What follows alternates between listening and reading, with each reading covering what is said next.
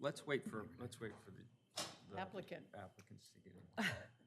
Right there. Well, No. Oh, Forston there's went more. out. you didn't Okay. hear it, but Forston and Matt Matt and Mary Ellen. and Alex went outside. Oh, I didn't look up. Stand by.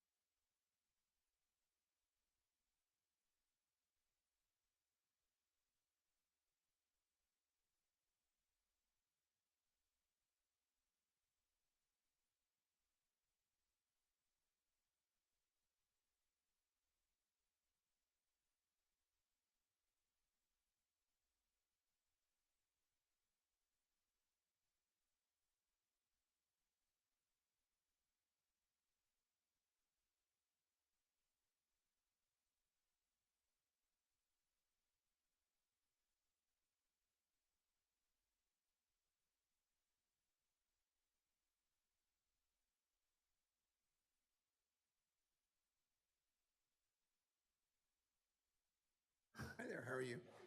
Good. Okay. Good afternoon. Welcome to the continuance of the September meeting of the Rehoboth Beach Board of Adjustment. Let's start with the roll call. To my left. William Pearlstein. Jan Conacy. Edith Heron. Mark Saunders. And Fred Townsend, Board Attorney. And I'm Barry Brandt. And was the meeting and public notice properly posted and the public notified? Yes, it was. The agenda was posted in City Hall and on the city portal on October 3rd. And signage was posted on the property, also at 10 Baltimore Avenue. Okay. That's all I have. Thank you. And previously, the properties within 200 feet were notified? Not this time, but before, right. Okay, and Can I just clarify that that was 200 feet within the direction of the hotel, not the parking lot?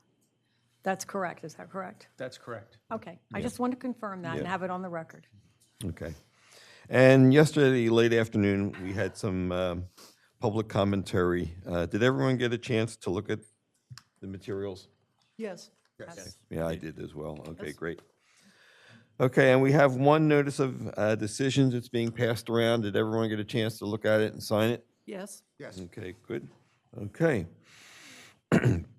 So for our continuance today from the September case, the board will apply quick check factors that Delaware law recognizes as guidance for Board of Adjustments. Under Delaware law, an applicant for an area variance must prove the requirements create an exceptional practical difficulty. To determine whether an exceptional practical difficulty exists, the board must weigh the following 4 factors: the nature of the zone where the property lies, the character and use of the immediate vicinity, whether the removal of the restrictions on the applicant's property would seriously affect the neighboring properties and their uses, and finally, whether failure to remove the restriction would create an exceptional practical difficulty for the owner in relation to the owner's efforts to make normal improvements to the property. This standard is satisfied only when the difficulties alleged by the owner are practical rather than theoretical and exceptional rather than routine. Everyone who wishes to speak today will be required to give their testimony under oath. I will ask our counsel, Mr. Townsend, to administer the oath. We do not have a court reporter, so as we speak, please speak into the microphones, talk clearly, no cross-talking, keep your voice up, and if we can't hear you, Ann will let us know, if we're not getting a good, accurate recording. I'd like to know if anyone here from the public wishes to speak today. Just raise hand. Okay, okay. We're going to limit, public commentary, 5 minutes, please. And after the public finishes speaking, we will close down that portion of the meeting. No further public commentary unless we ask the public a question, and the board will discuss the case. And I'd like to let the board, the public know that you may occasionally see members of the board using electronic devices. That's only to look at detailed diagrams, plans. They do not communicate with anyone outside or internal here. So just information. Okay, let's move on to our old business. This is case number 1, Rehoboth Avenue. And I'm going to ask Matt to start us off here. Thank you, Chair, and happy Wednesday. Before you is case number 0824-08. The location is 2 Rehoboth Avenue and 1012 Baltimore Avenue. Applicant today is John N. Papa John, 301 Dutch Road, Rehoboth Beach, Delaware, 19971. The owner is the same. The subject of the day is supplemental information for Board of Adjustment application for variance special exception. 270-35C, minimum parking spaces required and the exceptions offered there. The applicant is seeking a variance from 270-35C, minimum parking spaces required, exceptions, to allow for the use of a parcel located on Baltimore Avenue for off-site parking associated with a proposed hotel located at 2 Rehoboth Avenue. Specifically, the applicant seeks relief from the requirement that off-site parking must be located no more than 700 feet from the principal entrance of the building. The properties include the following: 2 Rehoboth Avenue, Sussex County Tax Map Number 334-1418-20.00, 334-1418-21.00, and 334-1418-35.00, with a lot area of 38,745 square feet. And also 10 and 12 Baltimore Avenue, off-site parking location, lot area 10,000 square feet. The project involves the demolition of existing retail and restaurant structures and redevelopment of an approximately 38,475 square feet of land at 2 Rehoboth Avenue between Rehoboth Avenue and Wilmington Avenue and abutting the boardwalk. A mixed-use building with commercial uses on the first floor and 3 additional floors to accommodate a hotel and the related functions. The applicant also is proposing to use a 10,000 square foot property at 1012 Baltimore Avenue for off-site parking associated with the proposed hotel at 2 Rehoboth Avenue. The applicant previously applied for site plan review by the City of Rehoboth Beach Planning Commission. The Planning Commission issued a notice of decision conditionally approving the site plan. Said decision is attached.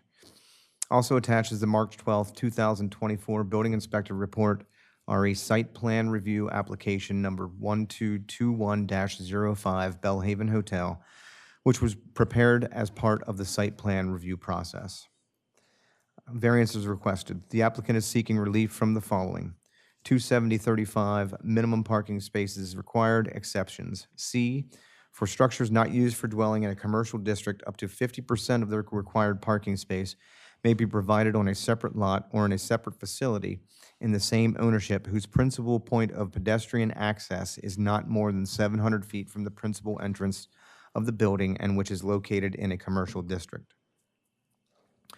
The following is an excerpt from the April 10th, 2023 Building Inspector Report, RE Site Plan Review Application Number 1221-05, Bellhaven Hotel. This report was written for a previous iteration that included the use of the proposed off-site parking on Baltimore Avenue. It read as follows: 270-35C allows up to 50% of required parking spaces to be provided on a separate lot facility in the same ownership whose principal point of pedestrian access is not more than 700 feet from the principal entrance of the building, as long as structures are not used for dwelling in a commercial district. According to definitions, a hotel would be considered a dwelling, therefore the section would not be applicable. The applicant has indicated that the principal hotel entrance is located on Wilmington Avenue. 2 pedestrian routes are detailed below with approximate distances. The proposed location of the surface lot is located more than 200 feet away from the principal hotel site. Using this site to provide required parking will require acquiring a variance for both issues noted in this section. Pedestrian Route 1 start at Wilmington Avenue entrance, 190 feet, 5 feet west to Penny Lane, 215 feet north to Rehoboth Avenue, 135 feet east to Rehoboth Avenue Crosswalk, 186 feet north to Rehoboth Avenue, 75 feet west to pedestrian path, 108 feet north to Baltimore Avenue surface lot. Total distance is 914 feet. And the second route would be starting at Wilmington Avenue entrance, 207 feet east to Boardwalk, 392 feet north to Rehoboth Avenue, 342 feet west to pedestrian path, 108 feet north to Baltimore Avenue surface lot, total distance of 1,049 feet. Although the April 10th, 2023 Building Inspector Report was issued for a different iteration of the site plan review documentation, the analysis remains the same. A variance is required not only to allow the use as an off-site parking location, but also that the parking lies beyond the allowable threshold of a pedestrian route of not more than 700 feet. Conclusion is as follows. The applicant seeks to utilize an off-site parcel located on Baltimore Avenue as part of the required parking for a proposed mixed-use development. The hotel use requires parking in an amount that cannot be located on the proposed site. To utilize the Baltimore Avenue parcel as parking, a variance is required to allow the use and the distance from the principal entrance. Any questions? Oh, yeah, we have lots of questions. Sure. I have a very quick one, on page 2. Did you mean more than 700 feet too far from the principal in the italics? Because 700 is what it's a third line from the bottom of the italics. Surface lot is located more than 200 feet. Wouldn't you mean 700? Because that's 200 too far, it says. Oh, 200 too far. 200 okay. too far. My error. Thank you, Bill. Yeah, no Excuse me, problem. that was my error. All right, let's go with Jan. Okay, I just have a quick question. Certainly. When you're saying that there isn't enough parking on site, this was written a while ago. My understanding is that they have reduced the number of rooms to 92, and there is enough parking on site for those rooms that were approved by the Planning Commission. Is that correct? That is correct. Okay, so this is kind of an out-of-date report. So this excerpt was taken because it specifically addressed the Baltimore Avenue location in a previous iteration of the plan development. We just pulled that excerpt because the Planning Commission had seen that before, and it was something that we had already offered. So we used that same language from that report. Okay, but the conclusion is wrong, though, because what was approved by the Planning Commission, they do have the parking for, is my understanding. They have the parking for all the required. They have all the required parking for the design that is currently before us. Well, it's the design that was approved by the Planning Commission. Correct. Okay, That's what I just want to make sure. Just take that a step further, that includes the 2 stories underground, correct? No, one. It's only one story. Only one story So we've underground. already taken 1 story out in order to make the 92, to reduce to 92 rooms. I guess I'm just a little blurry and confused on what the planning commission approved. So the planning commission approved the 92 spaces, what I believe is then the 90 rooms. I would have to go back and check to be sure, but it's very similar to that 90 On rooms for 92 spaces. With a plan I that believe called it's for 95 one. rooms. One at a time, one at a time. Yeah. Yeah. Excuse me, I have the drawing right here and it's 94 spaces for 92 rooms. It's the 92 rooms plus the 2 for the resident individuals. Right. So it's 94 spaces, and the drawing that was given to us, it's actually, was page 215 of the 247 for the last meeting, is the schematic for that. Great. Thank you. And so the second story down, if you will, of the garage is no longer on the table. Correct. That's, thank you. Okay. All right, I have a number of questions, Matt. So Certainly. this first question is kind of obvious. I think I know the answer. But 270-35C uses the word dwelling, and very important that the code did not use the word building, so I get that. But I want to make sure that it's not, the word dwelling does not apply to the proposed lot on Baltimore.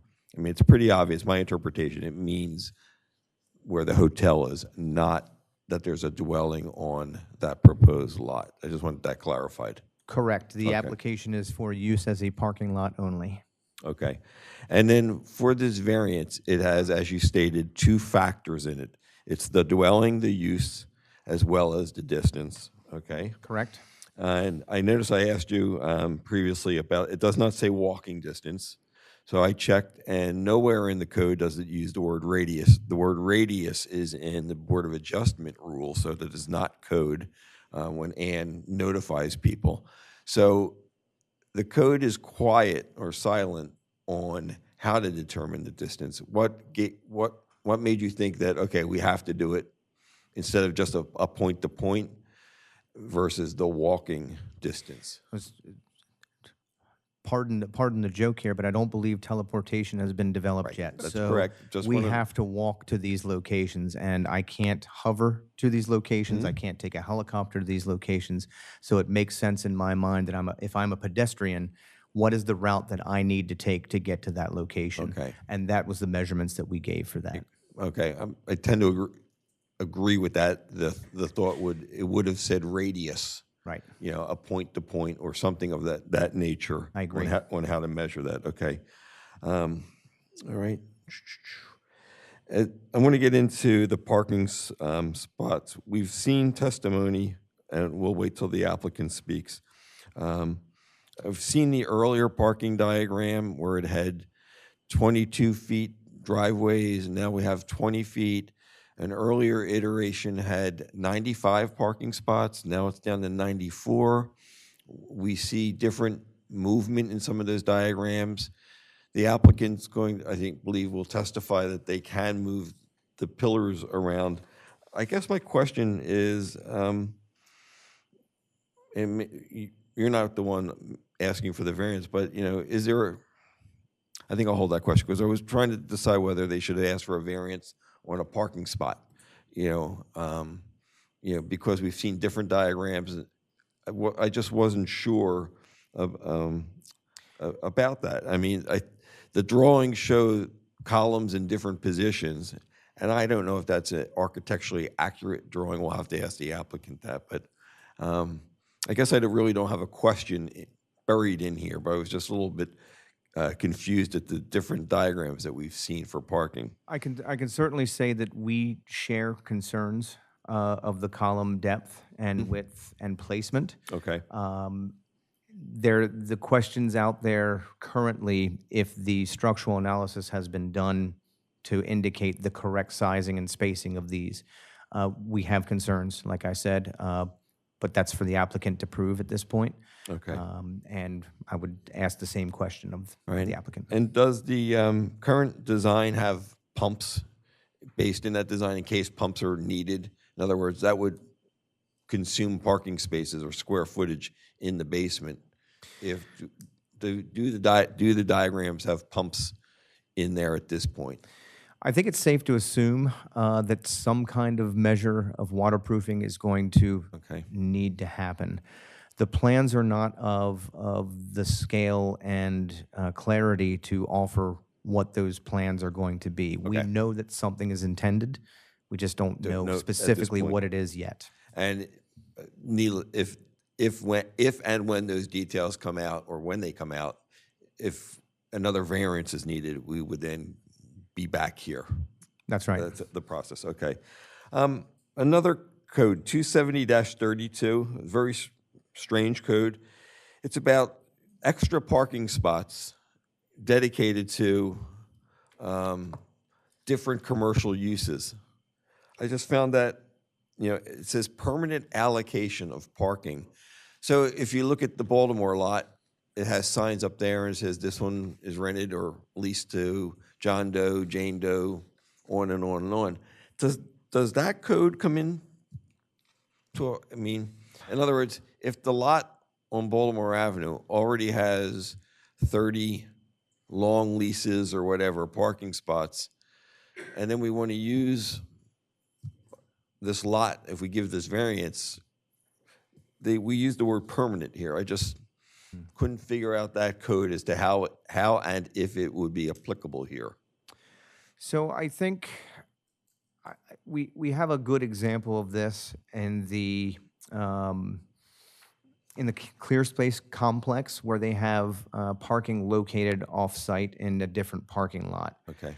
I think we would have to verify that none of those parking spaces on that lot on 1012 are licensed or required of any other Anyone else occupancy. commercially? And then if that were the case, we'd obviously have to hold them accountable to either create a parking space and offer that license for that, but some kind of compliance Okay. would need to be recognized there.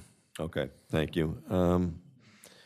If the variance is approved and for some reason the hotel were not to be built, does the variance go with the Bellhaven location or does it stick with the lots on Baltimore? In other words, would it always stay? According to representation, it would go with the Bellhaven. Okay, Right, but it would expire. It would expire. It would Okay. expire at some point. okay, good point. Okay. And, I believe that date is 365 from issuance because we changed that. So they'd have 365 days to prove okay. or permit. Okay, just a general question, on a parking lot, if the variance were approved, could the parking lot also be mixed use?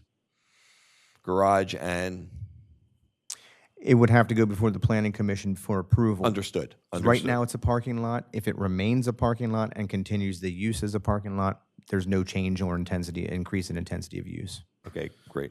The alleyway to walk from Rehoboth Avenue to Baltimore, is that city-owned property? Your measurements, are you going where the No, Carltons used to be? It is not city-owned property. It is a private-owned property. And I believe any use of that property would have to be a permission offered by that property owner. And again, just for clarification, maybe I missed it. Do your measurements use that alleyway, or did you It go does around not. you went Well, around the block? actually, these are calling out the use of that alleyway. Okay. And again, an old report. So we know now that we can't use that. That is not city property. So it would have to go around the end caps, if you will, way of around. Baltimore Got it. Avenue. Right. Okay. Just as a clarification, so in other words, the hotel is actually farther from the lot than you're showing on here because you can't use that alleyway? Is It that could be, yes, it could be a little Okay, further. all right, Yes, ma'am. thank you. Okay. And since, okay, no further questions from me. Bill, or? Yeah, Either way, I Okay. have plenty, but I'm sure Bill does too. I don't have plenty, but it's just a follow-up on Barry's. Can you focus on 270-35C? And can the city explain, I'm caught by the fact that it says for structures not used for dwelling. What's your understanding about the thinking of distinguishing between dwelling and, I guess, commercial and restaurant, other uses? Sure. Yeah, thank you very much. So the definition of a dwelling in 270-4 speaks to buildings or structures used in part for sleeping or living. So Could you historically. speak up, please? Yeah, absolutely. Is your mic on? I'm not sure. I think so. great, Yeah, thanks. sorry about that. So in 270-4, the definition of dwelling speaks to facilities, structures and buildings that are used in part for living or sleeping. So historically, hotels have been categorized as dwellings. As far as the legislative intent to why dwellings are treated differently, I don't know that answer, but hopefully that helps. Yeah, no, I'm just struck, and I noticed in Matt's presentation, the city's view is that they need two separate variances. And I assume that what you mean by that, Matt, is that it's got to be the first part of C, which says this doesn't apply to dwelling units, and second, the distance, which, as Jan said, is actually got to be the boardwalk approach, not the Penny Lane approach. That Penny Lane is private. And I'm just focused on the question, just sort of thinking practically, the difference between, the use of a parking lot more than 700 feet away for a restaurant, which is, arguably you're there for 2 hours and that's it, as opposed to a dwelling unit, whether it's an apartment, a condo, or a hotel where it could be back and forth. At least I'm thinking about what the legislative intent is here, and that does strike me that that's something that we do want to focus on, because somebody who's staying at the hotel for a week is going back and forth an awful lot. Most of us don't go to the same restaurant every night, though. There are restaurants I don't mind going to every night. But I do think that in my thinking about how we approach this, it really is two separate issues. The whole question as to whether we think giving a variance as to any dwelling unit, one that's got a lot of people in it, is one issue, and the distance being, frankly, a separate, related but separate issue. I agree. And Bill, just for clarification, I was not referring to Penny Lane. I was referring to the other side of Rehoboth Avenue. Okay. There's that yeah. small alley that gets, That you can barely get through, or you couldn't in a wheelchair. that's what I was wondering if and the answer is no to that. Okay, so then is Penny Lane public?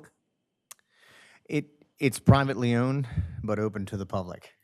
Okay, so is it the city's understanding that the regular use by residents of the hotel to go through Penny Lane for that purpose is an acceptable purpose, that there are no limitations in terms of the use of Penny Lane? And does the city have a view on that?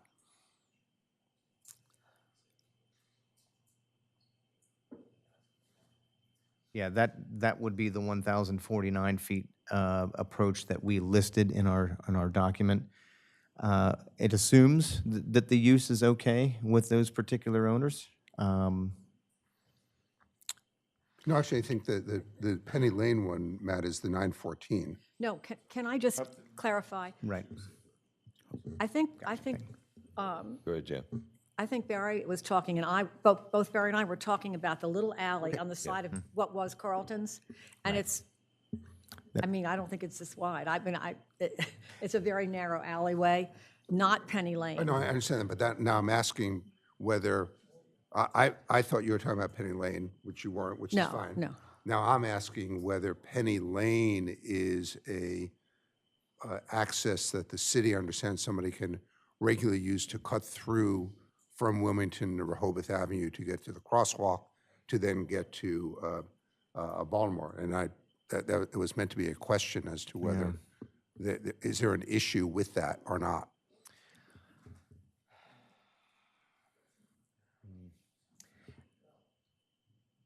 Go ahead. Yeah, I think the safer approach would just be to use the second pedestrian access route listed in Matt's report. That does not include Penny Lane, so it's PED number 2, the second bullet on the bottom of page 2. I understand what you're referring to. That was really what the source of my question is, whether the assumption in the 2023 report that a route through Penny Lane was an acceptable route. If that isn't clear, then I think we need to be going on the assumption that it's the 1,049-foot. Mr. Chairman, can I interject here? I Yes, mean, Mr. Ferguson. we're way off in the weeds, and a lot of the questions that are being asked aren't being, I'm going to say, answered necessarily correctly. We have the owner of Penny Lane here with us today. You can use Penny Lane. But even beyond that, and this will be part of our presentation, I know that the code talks about the 700-foot distance from the main access point. In the hotel design, and it's been there since day one, is an entrance onto Rehoboth Avenue. And it was put in place for 2 reasons. One, because many hotel patrons, rather than go out the Wilmington Avenue side and have to walk around the block, if they want to get north in Rehoboth, they go out the other entrance, and boom, you're right there on Rehoboth. And that's what it's there for. And so when if you measured from there, you're much shorter. You're only about 300 feet away walking. The alley that we're talking about isn't the narrow alley. It's the alley to the west of the old Carlton's Menswear, which is actually fairly wide. And we've been in conversations. We haven't formalized the agreement yet with the owner of that ground, but we have been in conversations with that person, and it would be our intent to then enter into an agreement with them. Okay, let's go over that then when we get to your presentation. We'll go through those details. I'll wait for my questions on that as well. Okay. I want Bill. Bill probably has more, I know, Yeah. and I know Edie does No, too. I'm done, but I guess I'm now bewildered. If there was if you don't need a variance above the 700 feet, why are we here talking about the It would be- variance it would be the above first half of it. 700 feet? Well, and so to answer that question, I'll answer that during my presentation, but the answer is we're not asking for a variance from that. We're only asking for one variance, so we're clear. The code says for hotels, because this is the way the town has historically interpreted it, you need to have a parking space for every room on site. Now, why it says that, we can debate, but that's what it says, and that's how it's been applied. And that was a surprise to us, and it was a surprise, I think, to the board, because we were told by the previous building inspector when we were first meeting with the city that, and showing him our plans and talking about issues, he said, well, you know, and this was the building inspector, you know, if you buy a lot somewhere nearby, you can have off-site parking for this. So that's what we did. And that was part of the plan that we presented in 2021. Let's wait to finish up. But getting back to your question, I'm sorry, that was too much background perhaps. The variance we're asking for is just less than one spot per room on site. That's the limitation that we're seeking relief from. We're not seeking relief from this other provision that gives you off-site parking as a matter of right for commercial properties, provided you meet the conditions. That's a separate code provision. We're not actually seeking a variance from that provision. We're seeking a variance from the provision that just says one spot per room, and to ameliorate and lessen the effects of the grant of that variance, we have purchased this other ground. There are no other leases, parking agreements of any kind that encumber it. And that is how we will then have the off-site parking there. By the way, it's all going to be valet. We don't want people walking to their car. We're going to have their key. And, you know, if they need their car, they can call the concierge. We'll bring the car around. But it's a much shorter distance to get there if you go out through the Rehoboth Avenue entrance exit. And so when we're talking about this convoluted path and Penny Lane, which could be used, as I say, the owner of Penny Lane is here, I just don't see that as an issue that you all really need to spend a lot of time. We'll have a lot of questions for you. I want to give it to Fred Yeah. for a minute. Along the same lines, everyone seems to agree that the hotel is not eligible for the exception to or from the duty to have on-site parking exclusively. So since that exception doesn't apply here, then the restriction on the exception doesn't apply either. The restriction would be that you can have off-site parking if you're something other than a hotel, so long as the off-site parking lot is 700 feet away or less. I agree that, I mean, I think it's maybe persuasive or maybe a consideration of yours as board members that this off-site parking location that is being proposed is proximate or not proximate, close or too far away in terms of evaluating the request. But I don't think we need a variance from it because the restriction doesn't apply in the first place, because hotels can't use off-site parking. And that seems, we have a complete consensus on that. All the parties agree that hotels can't make use of that provision, so I would take it a step further and say any conditions on that restriction don't apply either. When did we reach I don't that understand. consensus? No, well, we've Just heard, now? Just heard, now? we've heard from the applicant, I think the applicant, and the city came to the conclusion some time ago during the course of the planning commission review that off-site parking was not a feature or an amenity or available to the applicant, and that caused them to have to change their plans. So, I'll second that. I mean, but just to be clear, as Fred has said, we're not saying we can't have off-site parking. We can have it if you guys grant us the variance, and that's what's been done in the past. The provision of section that we've been talking about with the 700-foot distance and all, that doesn't apply to motels and hotels. And so in the past, the Belmore, which used to be the Dinner Bell Inn, and Atlantic Avenue have been granted variances for off-site parking. So, I mean, we're not breaking new ground here or doing something that's entirely unprecedented. but to take it even a step further, this applicant could utilize off-street parking, as I understand it, and I'm asking for your agreement on this, without regard to how many on-site spots they provide. So if they meet their on-site parking requirement, they could also utilize off-site parking as well, right? I would agree with that. So there's no in prohibition, agreement there's with no that? prohibition against having an off-site parking location. It's, the question is, should they be given any, or do they meet their burden of establishing an exceptional practical difficulty and having to locate 116 or however many they're going to tell us, room keys that they want on the Wilmington and Rehoboth Avenue sites? Wait, can I ask Fred? So is the variance, well, they don't need a variance at all if they aren't going to add extra rooms, I believe that's correct? Is that correct? So what are we here for? Yeah. Well, the applicant will tell us, but, I mean, I think it's obvious, but the applicant will make, But I guess what's not obvious to me after 45 minutes is whether the applicant and the city understood why we're here today. Right, Because Exactly. the presentation that's right. was all about the 270-35C, which, having now parsed every word there, we've just been told is not what we're going to talk about today.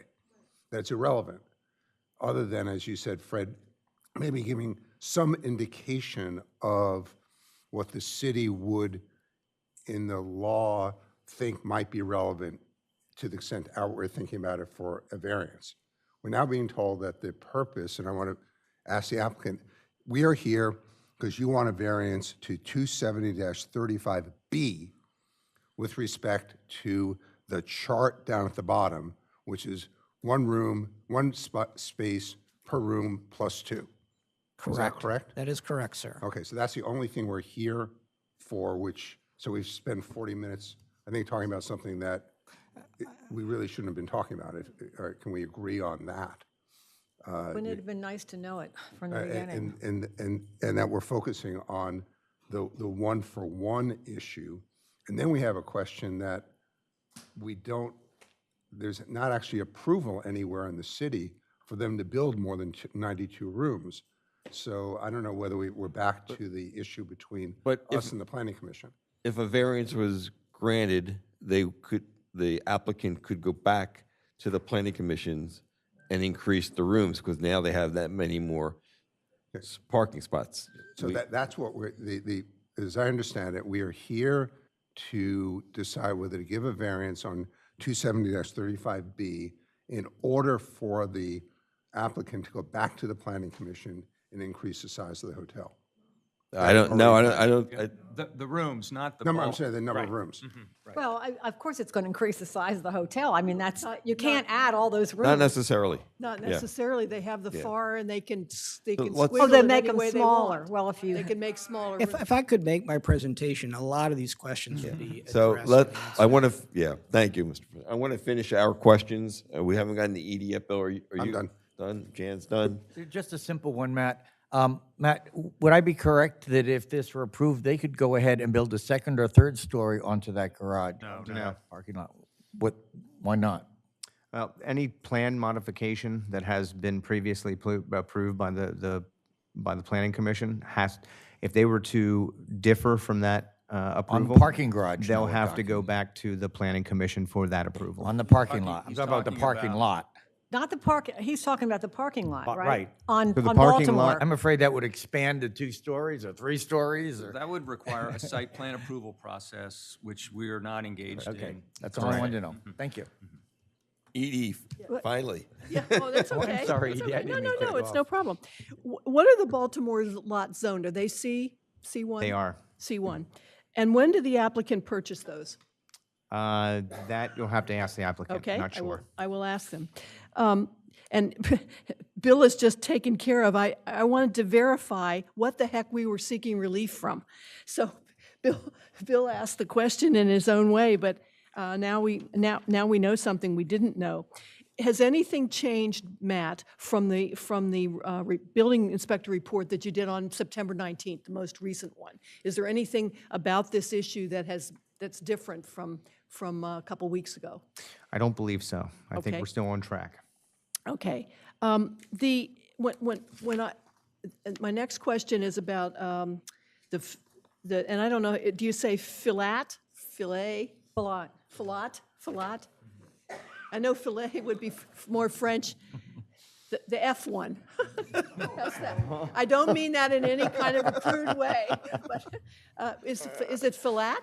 Is that correct? Peter Fallot. Filet, okay, filet. The filet drawing, and I refer to, from our packet, was page 247 of 247 for the meeting a week and a half ago. It's the 30 spots. And I have a couple of questions about that. As far as you know, is that the most accurate recent one that they have given you, the applicant has given you for this lot, or is that something? So it was given as part of this application. We haven't seen anything as far as an official submission for like a planning commission review, but this was provided for this discussion. So this is November 2021, so it's almost 3 years old. And it was probably associated with the last plan iteration. And it shows 30 surface spaces. But, so as far as you know, this is as accurate as we know right now. Correct. Okay.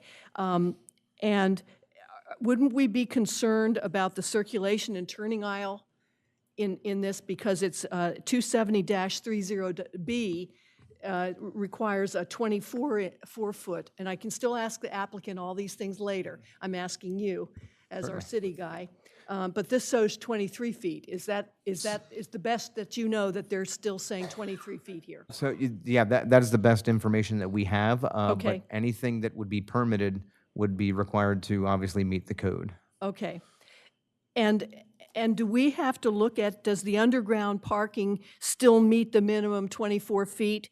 You know, it says underground has to meet 24 feet unless serving angled parking less than 75 degrees, and they're at 74.75 degrees, again, from what we were given on the other, this was the other diagram, Yeah, everything complies still, as far as you know. as far as I know, unless Okay. plans have changed, which would not be advisable, but Then I wonder, I go to this parking lot, the one on Baltimore, if it's, that we're looking at, and I see we have 270-43C that requires screening, like That it fences, does. screens, and walls. correct. So if I could interrupt about that, I think that is like a yield plan. It's not, I don't think it is at all meant to be scrutinized as a final plan. It's just showing how many spots could arguably be located there without regard to all the other zoning Okay. restrictions that might apply. But wouldn't it be true that since this is shows all parking, nothing, nothing, no fringes, that anything additional would make it smaller in terms of the number of spots? I would agree. So the lot, because this lot showed it's entirely paved and used. So we might have things like screening, we might have security devices, we might have a security fence since this is going to be valet. We might have other kinds of things that would decrease the number of spots. So we could easily be significantly less than 30. I know we don't know exactly what, but that's true, correct? That is true, yes, ma'am. Okay. Are there any other requirements for a standalone parking lot? Other than the screening, the visual screening from it, not really. Okay. And if they had a security device or a gate, they probably want gated since they are thinking about hotel guests. That again would be something that would have to go with a site review. Some kind of gated or key card entry or something. Yeah, we would have to take a look at that, as well as the fire marshal, and a Okay. couple other individuals would need to take a look. Has anybody discussed lighting or gating or landscaping with you? No. Not up to this point. Not yet, okay. Does the current parking lot on Baltimore meet code as it is? I walked will over not there. comment. Well, no, I'm asking. Is it? Well, if the use is truly a parking lot, then right away, if the use is a parking lot, it requires screening. There's no screening there. No, there isn't any. Right. So right now, that's in violation of code. It is a non-compliant parking lot currently. Well, does it have a non-compliant status with the city, or is it just not been coded, so to speak? I think it's probably a case of both, where it probably hasn't been and no one's really checked into it because of the proposed future use. I know that Papa John's have owned it for quite some time.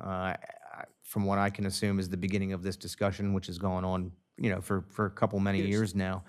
And while we have suggested the upkeep of the parcel, we haven't been heavy-handed in enforcing it because we know the potential future iteration of the project. Right, it's a potential use for the hotel. Right. It's not, so, Right. A couple of other things.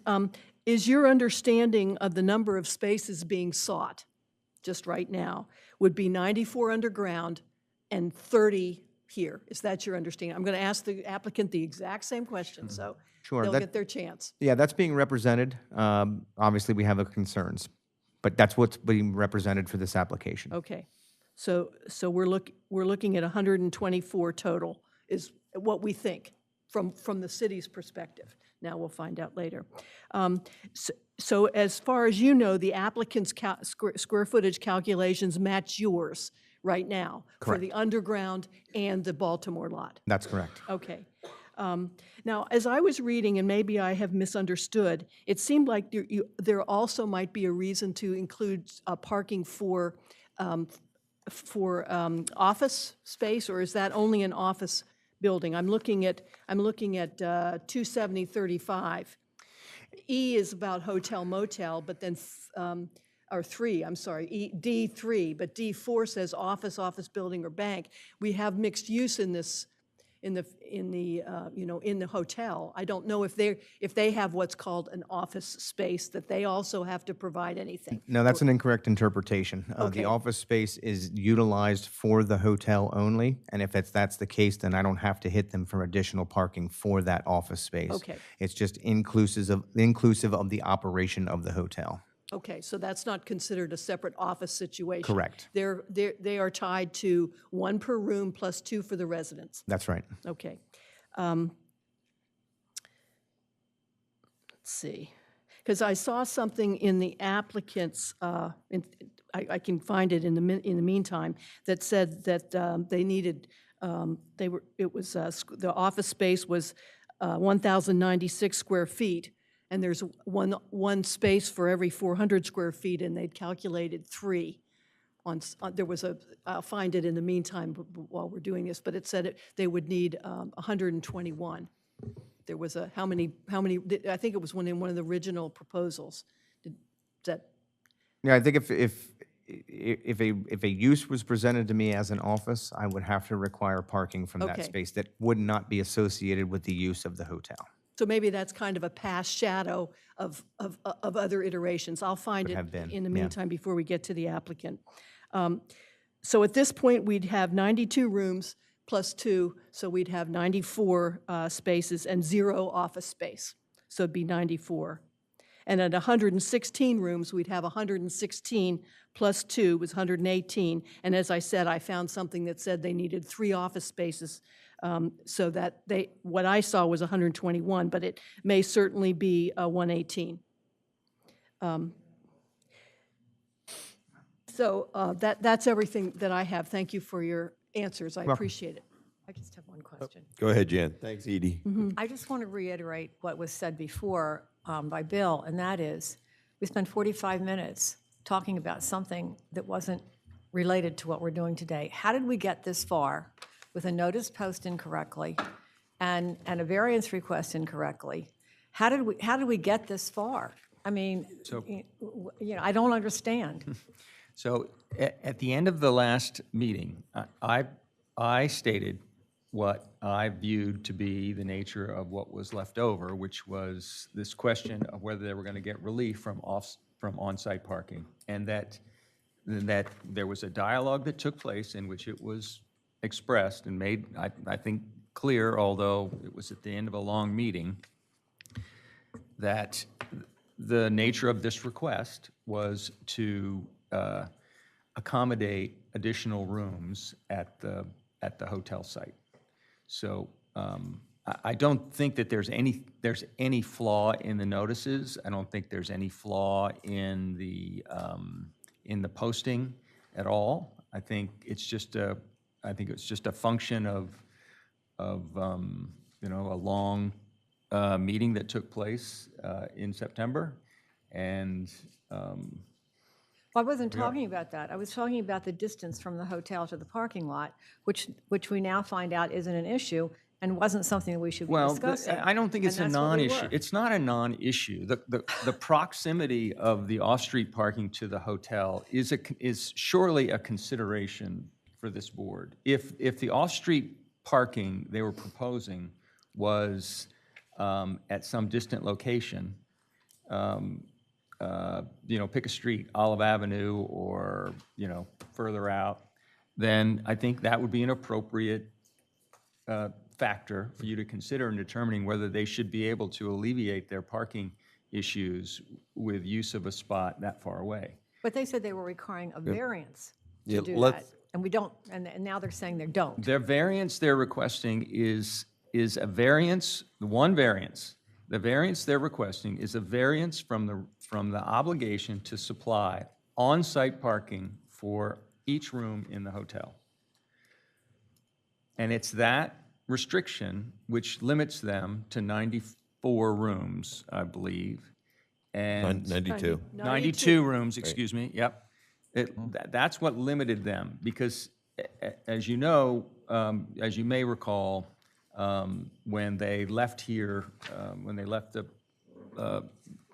prior board, they had a variance to go to 3.0 from 2.0 with a condition that they not exceed 116 rooms. Right.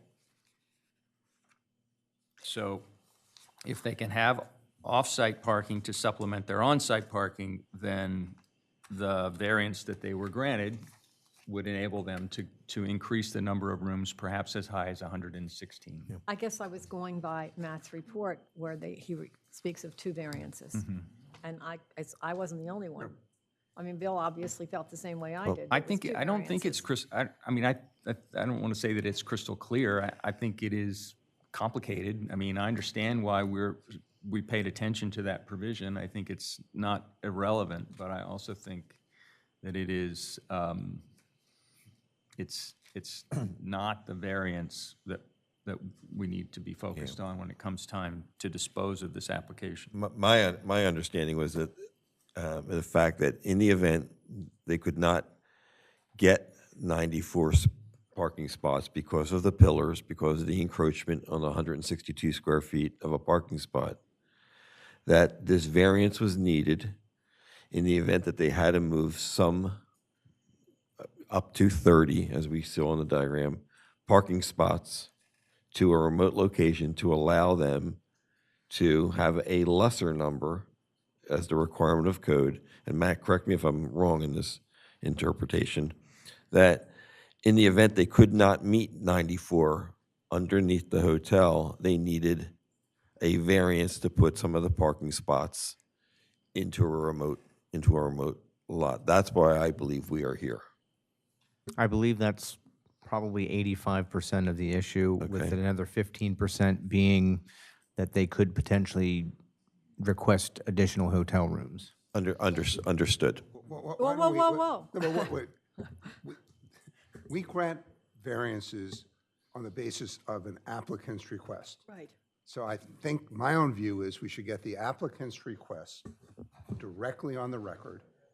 If we want to leave open the ability to go back to the city when we hear the applicant's request, we then could do that. So my suggestion is we hear from the applicant about agree. what it is they're requesting. Matt will be here if we have to go back to Matt and ask some questions. I don't want to close out that. But I think that's the only, we grant variances on a request. So I want to know what the request Right. is. I just wanted it on the record, the fact that you both explained what you thought. Yeah. And I wanted to explain what I thought, so. Yeah. All right, so if the board has no other questions for Matt, let's turn to I the just have a applicant. question for Fred. Okay, so the code says that it can't be farther away. I'm sorry, if the code says, Fred, that they can only be, they have to be within a certain amount of feet, a distant parking lot.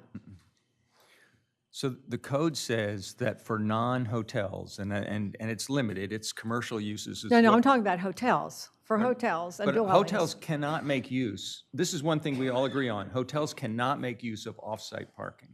No, exactly. That's my question then.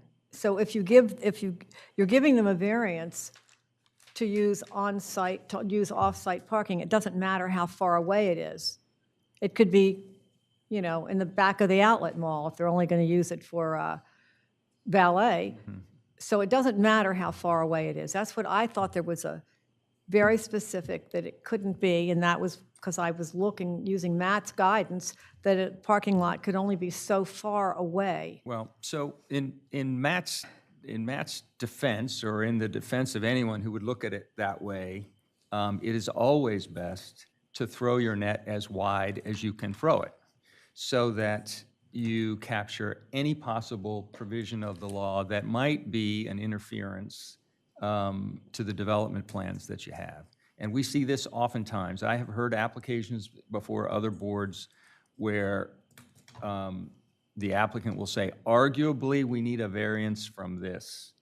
And to be safe and conservative, we're going to go ahead and ask for it. We really don't believe that we need that variance, but we don't want, at a later date, to say another body to look at the same law and say, well, we think it applies differently, and therefore you need to go get a variance you need to go back and get another variance. So I think it's very possible that it's a very responsible thing for the building official to do, and that is to identify any possible provision that arguably restricts the intended development, and to just kind of knock it out.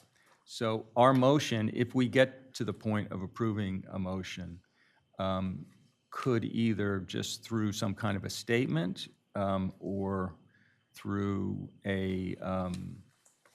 through specifics state that the variance to the extent necessary would be from that provision as well.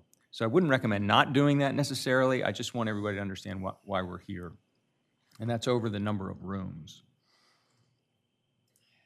I have one other thing here. I found the item, but it wasn't from the applicant, actually. It was from Mr. Trejos, Dr. Trejos. And so perhaps he was in error. It's on his letter, September 30th, Matt. I'm just confirming that he was in error and that we're all talking about the same numbers. He has on his letter, number 12 of his, he has required by code hotel one room, one per room, 116 spaces. You've probably seen this letter too. I wanted to find it. And then 2 for resident family, 2 spaces. And then he had the office space, 1 per 400 square feet, and blah, blah, blah, 3 for a total of 121. So he perhaps misread, but we are all in agreement then that what they need is 118 if they're going to go to 116 rooms. Is that correct? That's correct. And if they're going to stay with 92 rooms, but can't fit 94 spaces underneath the hotel, then that's another reason why they might want additional parking somewhere else. So those are our 2 potential issues as we're looking at this variance. Have I got that correct? Have I said that correctly? Oh, maybe that's, Well, we can't tell them. I mean, if you give them a variance to use, I think we're at the, let's let Yeah, the but- applicant, okay. let's let the applicant Okay, go thank you forward, for the please. clarification, Matt. I Yes, ma'am. appreciate that. All right, No problem. Mr. Forson. Mr. Chairman, members of the board. First, I do want to say thank you. I mean, I know this is not your normal meeting day, that you scheduled a special meeting for us, and I will tell you, it is greatly appreciated. So thank you very much for having this meeting today. Second, the Papa John family is a wonderful family. Mr. Papa John is one of, I think, a fabulous guy, and it's very rare to have a client who, in the land use and development game, who doesn't look at a property and say, how do I maximize my return? This has all been about Mr. Papa John, who grew up in Rehoboth and can tell you great stories about the 30s and 40s and whatnot. He grew up here and he wants to leave a building that's a legacy for the building at a great location. And so I'll say a greedier or less interested developer might have already gotten the approvals and just built a surface parking and a motel on stilts at this corner, which is something that Mr. Papa John never wanted to do. That's why we had to come to the board back in 2021. I wasn't here then. I wasn't part of the team at that point. But back in 2021, well, even before 2021, when the Papa Johns first looked at redeveloping this corner, because it's aged, and it's aged out, and it needs to be improved, replaced, the structures that are there. The family looked at what the zoning code permitted and what they wanted to do, and hotels, for better or worse, but I think for better, people drive, have to have parking. But if you had on-site parking, then you couldn't have necessarily the retail on the boardwalk or the retail on Rehoboth, which would be a disaster. I think everybody agrees. So put in underground parking, but in order to justify the cost of underground parking, you needed relief from the floor area ratio requirement of 2.0, and this board granted a variance to go to 3.0. And as part of doing that, that plan showed 116 rooms. It showed 95, someone pointed out, at the time it showed 95, that number is now down to 94, but it showed 95 spaces on site, and then it showed 30 spaces on Baltimore Avenue. Having gotten the variances, site plan is then submitted to the building inspector and then goes to the planning commission. It was a very lengthy process. And during that process, what was brought to our attention for the first time is that the original building inspector, before Mr. Janis, his name was Don Molina, had said to the Papa Johns in meetings, you know, if you get an off-site parking lot that's close, you can use that for parking for the hotel. And so that's what they did. They went out, they bought the old Carlton's men's shop parking lot. And they own it free, and they own it. It's not subject to any long-term leases. Nobody has the right to park there. You just got to pay if you want to park. We could terminate everybody tomorrow, to answer the one question that had been asked earlier. And that was the plan. That was the plan that was shown to the board. It was the plan that was presented to the Planning Commission. And then during the process in front of the Planning Commission, it was discovered or revealed that the city, for other hotels, has taken the view that for off-site parking, you need a variance. And so a variance had been granted to the old Dinner Bell Inn, which is now the Belmore, and also for Atlantic Avenue to have off-site parking. So it's been done. But we were in front of the Planning Commission, and we can't just keep ping-ponging back and forth forever. So we got a plan. It is approved. It is a plan for a 92-room hotel. It's got commercial along the boardwalk, along Rehoboth, even on Wilmington Avenue. It's got some commercial now. It has underground parking, 94 parking spaces, which is enough for 92 rooms. But what's happened since 2021? I don't need to talk about what inflation has done, right? Inflation's up 21% since 2020. And in the construction world, it's certainly there. I'm on the board of the Ministry of Caring up in Wilmington. We have a project. When we originally started it in 2020 and got our cost estimates, we were told it was a $21 million project. We got held up in the approval process. And now we've finally gotten the bids in, and those bids are $29 million. So, I mean, $8 million more than we had on that project that we first costed out 4 years ago. I'm on the board of the Appoquinimink School District. We're building schools because our district is growing. We plan a school, we cost it out, we go to referendum, then we go to construct, and prices are up 10 to 15% minimum in just that delay period.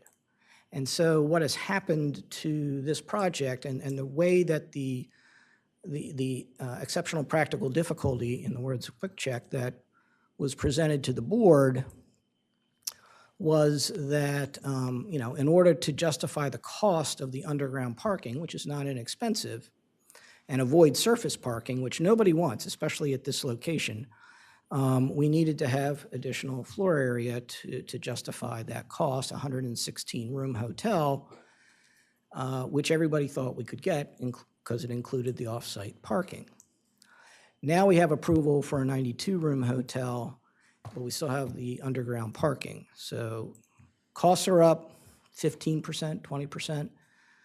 The number of rooms has been reduced by 25%. I mean, you don't have to be an accountant to figure out that what was a decent project 4 years ago is now questionably economic, but just because increased costs, decrease in rooms. So we came back to you, and if my letter wasn't clear enough, I apologize.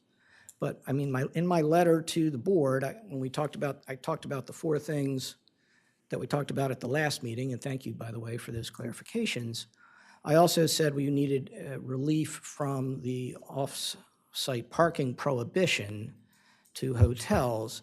I didn't, but I guess I didn't say when I went back and read the letter is so that we can increase the number of rooms. But that's why. Because to really have this hotel function at the level that we want it to function, to be the gem that we want it to be, to justify not just the hotel itself, but all the architectural embellishments that we talked about, the cupola. It's very important to Mr. Papajohn that this hotel look good for the city. We need more rooms.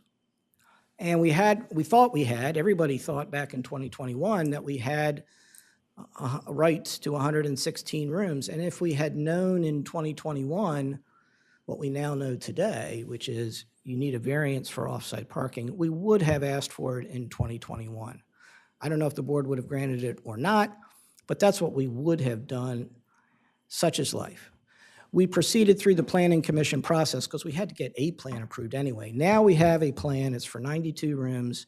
It's as of right. It complies with, we've got to submit construction drawings, and there's still additional steps to go through, but we are through the planning commission. However, we're willing to go back if we can get more rooms. And so that's why we're here today. We want to increase the number of rooms to make this project more feasible economically. And so, as I say, based on the recommendation of the previous building inspector, we did purchase the site on Baltimore Avenue. It used to be used for the Carlton's menswear store. And that's the facility or the spot that we would propose to use.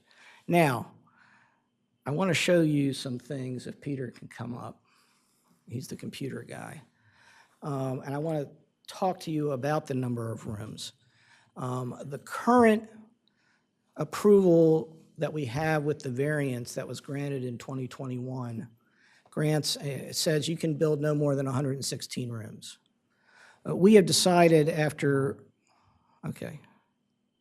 Mr. Falat, while you're doing that, just in case you feel compelled to chip in, do you solemnly swear or affirm the testimony you give in this proceeding will be the truth, the whole truth, and nothing but the truth? I do. And your address for the record, please. 353 Sturgeon's Lane, Pasadena, Maryland. Thank you.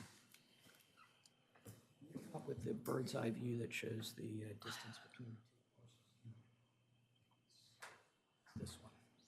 Yeah, I got it. Okay.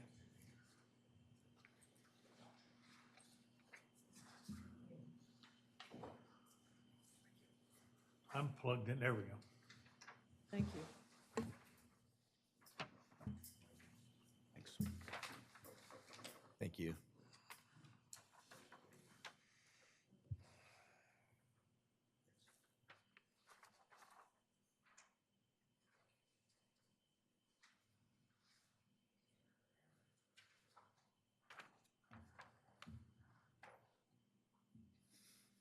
So, as I think it's probably obvious, this is the bird's eye view.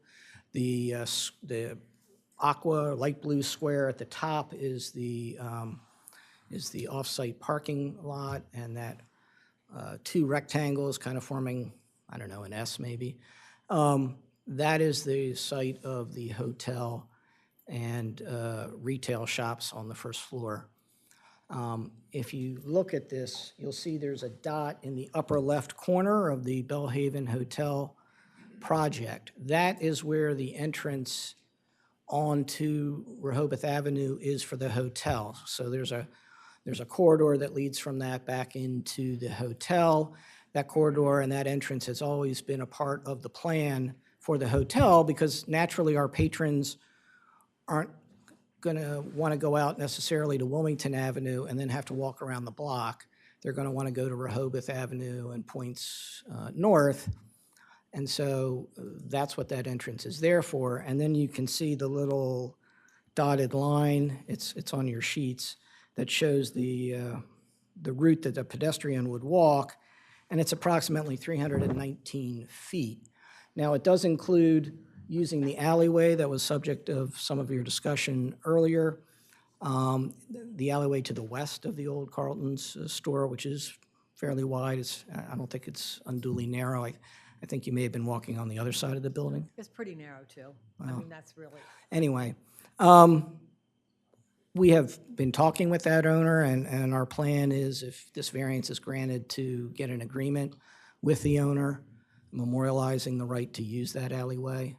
But as I said earlier, I mean, we're going to have valet parking. We really don't want people going to their cars. They're going to give their key to us. We're going to have the key to their car. And if they need their car for something, call the concierge. We'll get the car brought around, and you can go off to the outlet malls or do whatever you do. And when you come back, you're going to drop your car off, and the valet is going to take it to the parking lot. You're not going to be able, as a guest, to drive your car off that lot necessarily because, as was pointed out, it's probably going to be gated, and we're not giving out access cards to the lot. So that's the intent of the valet parking and whatnot. So this shows you the relative locations of the two, and if you did need to walk for some reason, it's only 319 feet door to door or entrance to entrance. Can you just call up the current plan now for that lot? We've done a little bit more refined drawings on the parking lot, and you can see now this is now angled parking. It's got the handicap spot, and it's 29 spaces. So, it was 30 back in 2021 when, as Mr. Townsend pointed out, it was more of a concept. Now we've refined it. This has the right width for the aisles, and So it is 29 feet, or I mean, it's 29 spaces. So right now, our plan has, our approved site plan has 94 parking spaces at the hotel location, and if you grant this variance, we'd have 29 here. But one of the things that kept coming up during the Planning Commission process was concern from our two neighbors, Mr. Trejos and Ms. Blythe, that by putting the underground parking essentially right up to their parking line, wasn't that going to be a problem for their properties? We had our engineers testify it won't be. And obviously, the Planning Commission, I think, must have found that persuasive because they approved our plan.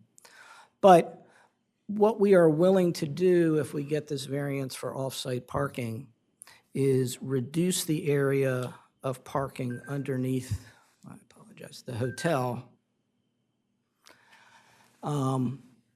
so that we will be a minimum of 10 feet from the property lines of Trejos and Blythe, and give them, some protection, and, their concerns are never going to go 100% away, but we're willing to do that. Now, that will reduce the parking that we'll have on site, obviously. And Peter, can you put up that drawing?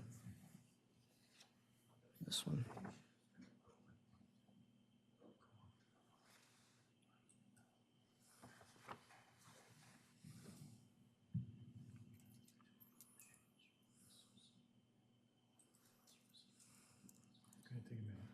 Okay.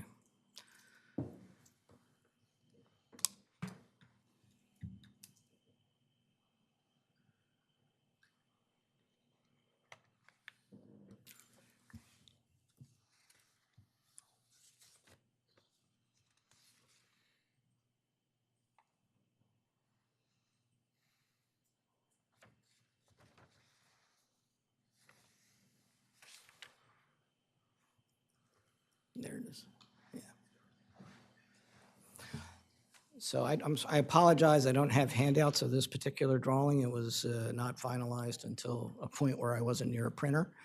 But if you look at the screen, what you'll see is the blue represents parking spots, and the white area between the crosshatched gray, in the upper left, that's Ms. Blythe's restaurant. I think it's Go Fish. And then the lower square that's crosshatched gray is Mr. Trejo's property.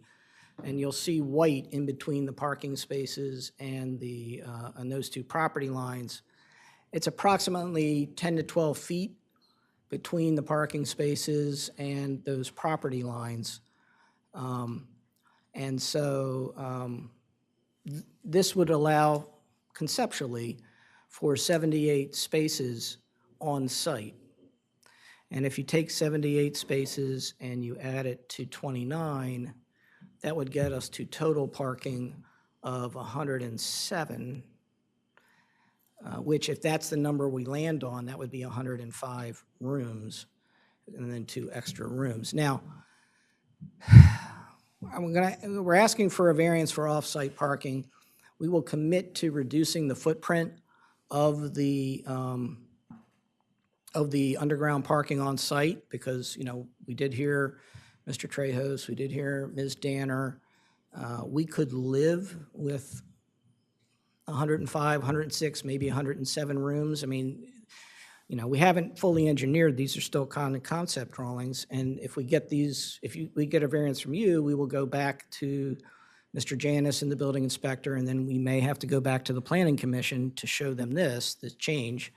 I would hope they'd be pleased by it because it addresses concerns that folks were expressing.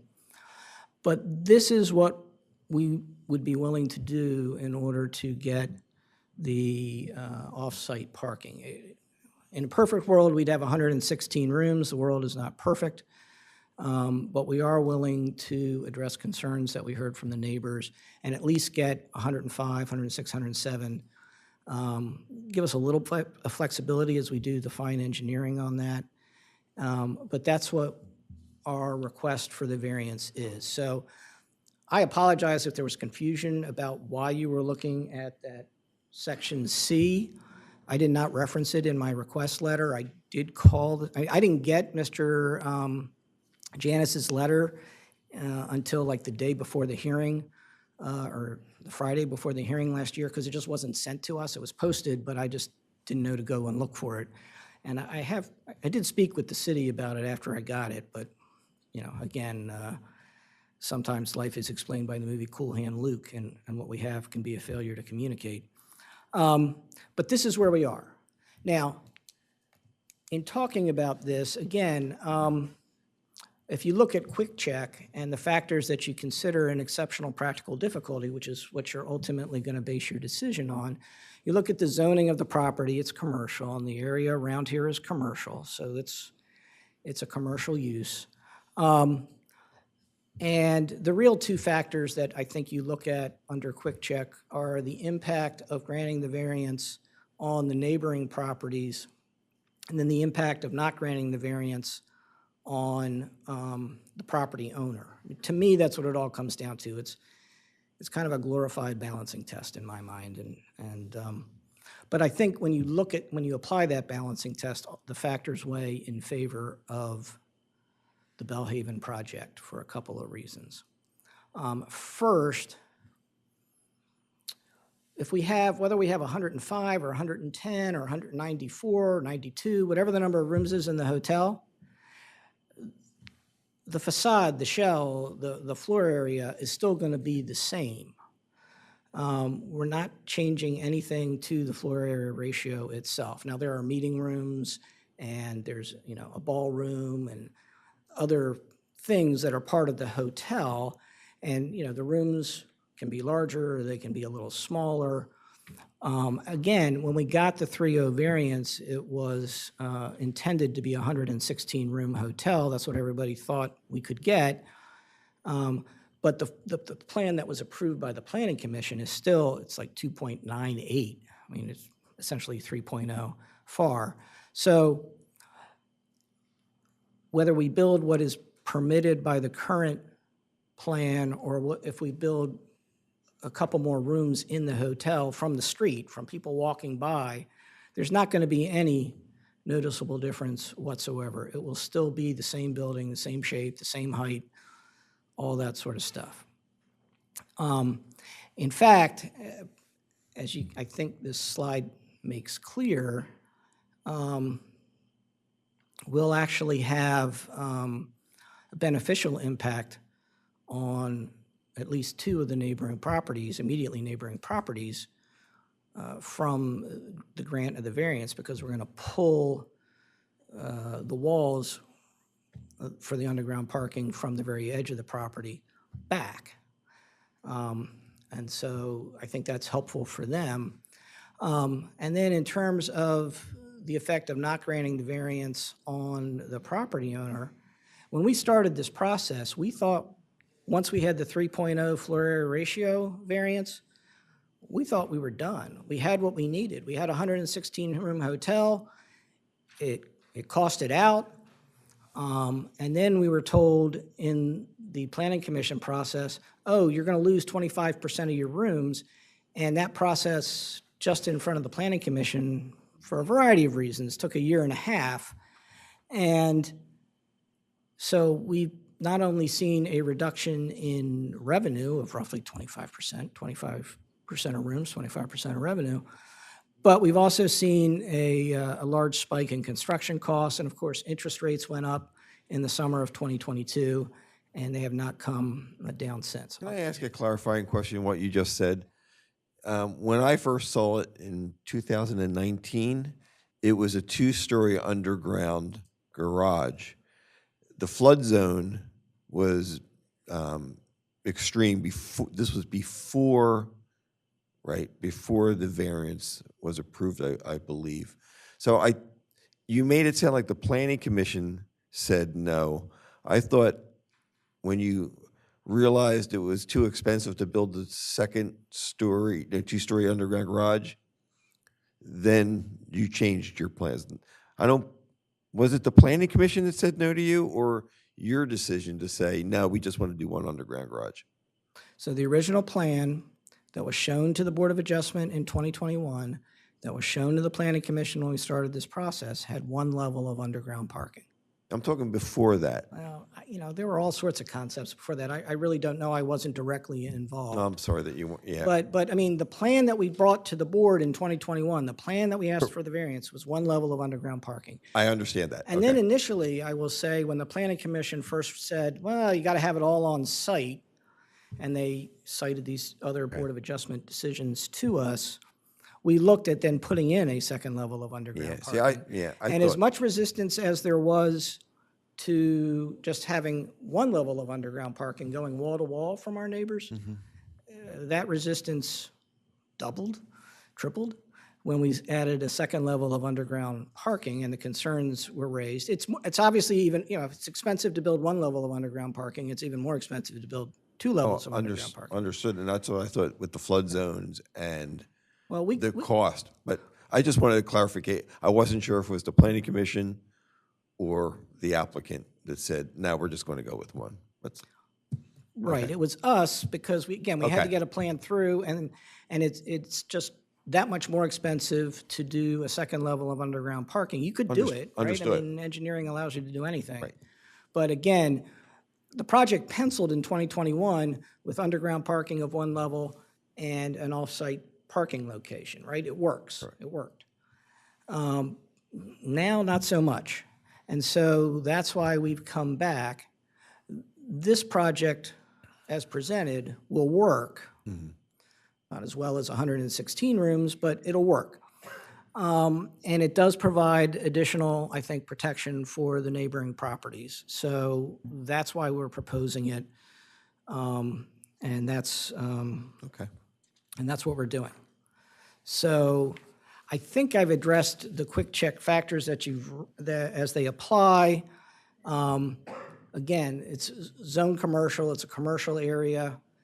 There are actually, I think, benefits to the neighboring property owners, not just the immediate two, but no real impact one way or the other to the rest of, I'll say, the immediate area, other than there'll be less cars in the garage coming out onto Wilmington Avenue, perhaps. But, I mean, hotels are not huge traffic generators. Typically, once you go to your hotel, you're there. And at least in my experience in Rehoboth, unless I'm going out to the malls for a rainy afternoon, once I park my car, I'm walking the rest of the week, which is wonderful. It's one of the great things about Rehoboth.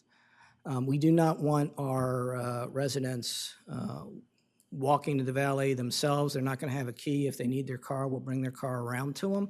But it is a relatively short distance because we do have the entrance onto Rehoboth Avenue. And we've always had that. I mean, that wasn't just put in for this, because that was put in for the convenience of patrons anyway. So I'm happy to try to answer any questions. There will be pumps. They'll be addressed in the construction drawings. We don't see that as an issue. We talked about the fact there's no parking leases on Baltimore Avenue. The question was asked, what happens if the Bellhaven's not built? Well, we want to build it, but if it's not, then Mr. Townsend was correct. The variance would expire. Let's see here. I'm just trying to remember my notes to all the questions you asked. We talked about the fact that our variance request is really just a variance from the requirement for on-site parking. That's all, so that subsection C doesn't apply. That would be a use by right if it applied. Back in 2021, everybody thought it did apply. Turns out it doesn't. But I think we provided a close enough off-site parking anyway. It's always been intended to be valet. This is going to be, a higher-end hotel, and it's going to be a fancier hotel. And so we're going to have bells and whistles that perhaps others don't have. Oh, okay. Yeah. Why don't you show the screening? We do have a rendering of what the off-site parking is going to look like. Peter reminds me.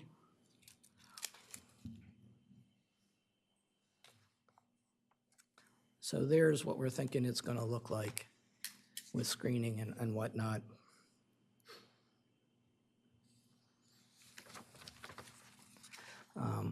We are going to have an agreement to use the alleyway next to the Carlton's men's store, and if you wanted to make that a condition of granting the variance, that we reach an agreement with them, I think that would be appropriate.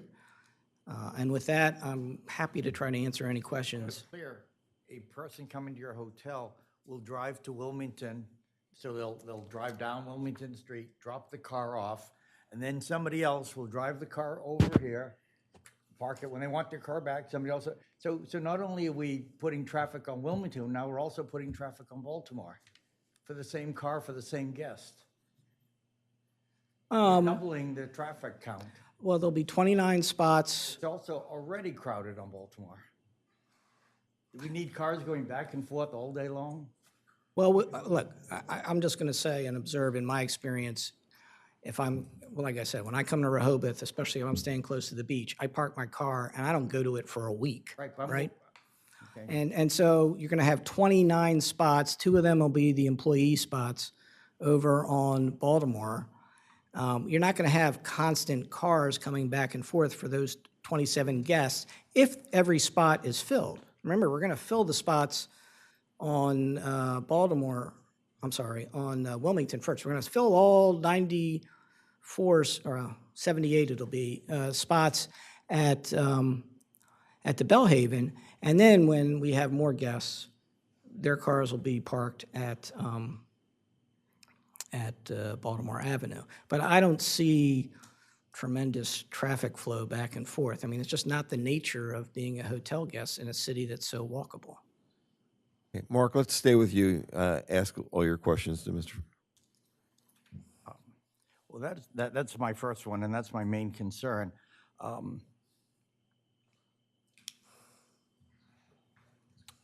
I guess I'm going to wait till we have our conversation. Okay. And I don't have any more actual questions. All right, I want to go to Edie next for your Yes. questions. Yeah. First, I have a question for Matt. Matt, in this rendering, I know you can't really see exactly, does that look like it's going to meet the screening and landscaping and other kinds of contingencies that we talked about when I asked you the other questions? Almost. Okay, It okay. almost meets, and you Okay, brought up that's- the word vegetative, so there's got to be a vegetative That's what I th- planting yeah. or something in front of those barriers. So those barriers have got to move back, They've got to move back a little bit. right? So you're Or they losing- incorporate something funky into the design that has landscaping out front of it. Those barriers are actually at the street, and there's a sidewalk, et cetera. Jan, we can't hear you. You're way back I'm when you sorry, the talk. barriers, at least in this picture, are at the street. I'm Right. sure that that's not an accurate description of what it's going to look like, because there is a median of grass where the parking meters are, and there's sidewalk, median grass, and then Right. the parking area. So I'm sure that's just a fancy drawing. It's not accurate.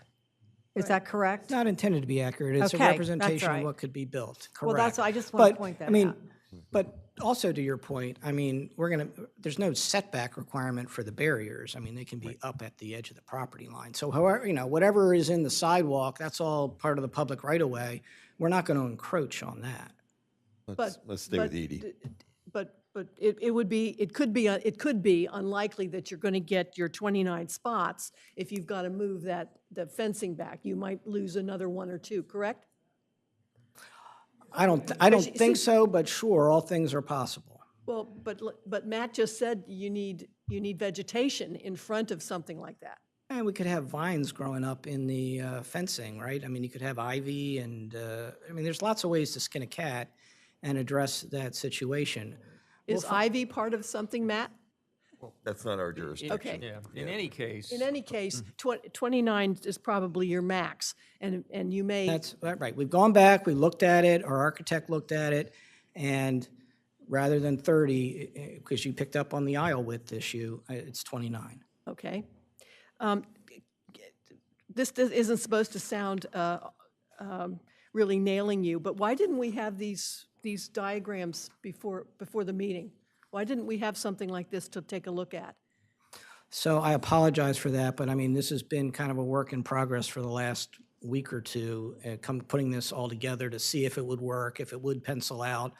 I mean, before we actually made this presentation and this proposal, we had to do a lot of number crunching Sure. to make sure, and that just took time, and it came down to the 11th hour this morning. So I apologize for that, but basically, and that's why I said give us a little bit of flexibility at the margins. I mean, as you saw with the site plan that was presented in 2021 to the board versus the site plan that was approved by the Planning Commission, it did go from 95 spots underground to 94 spots underground.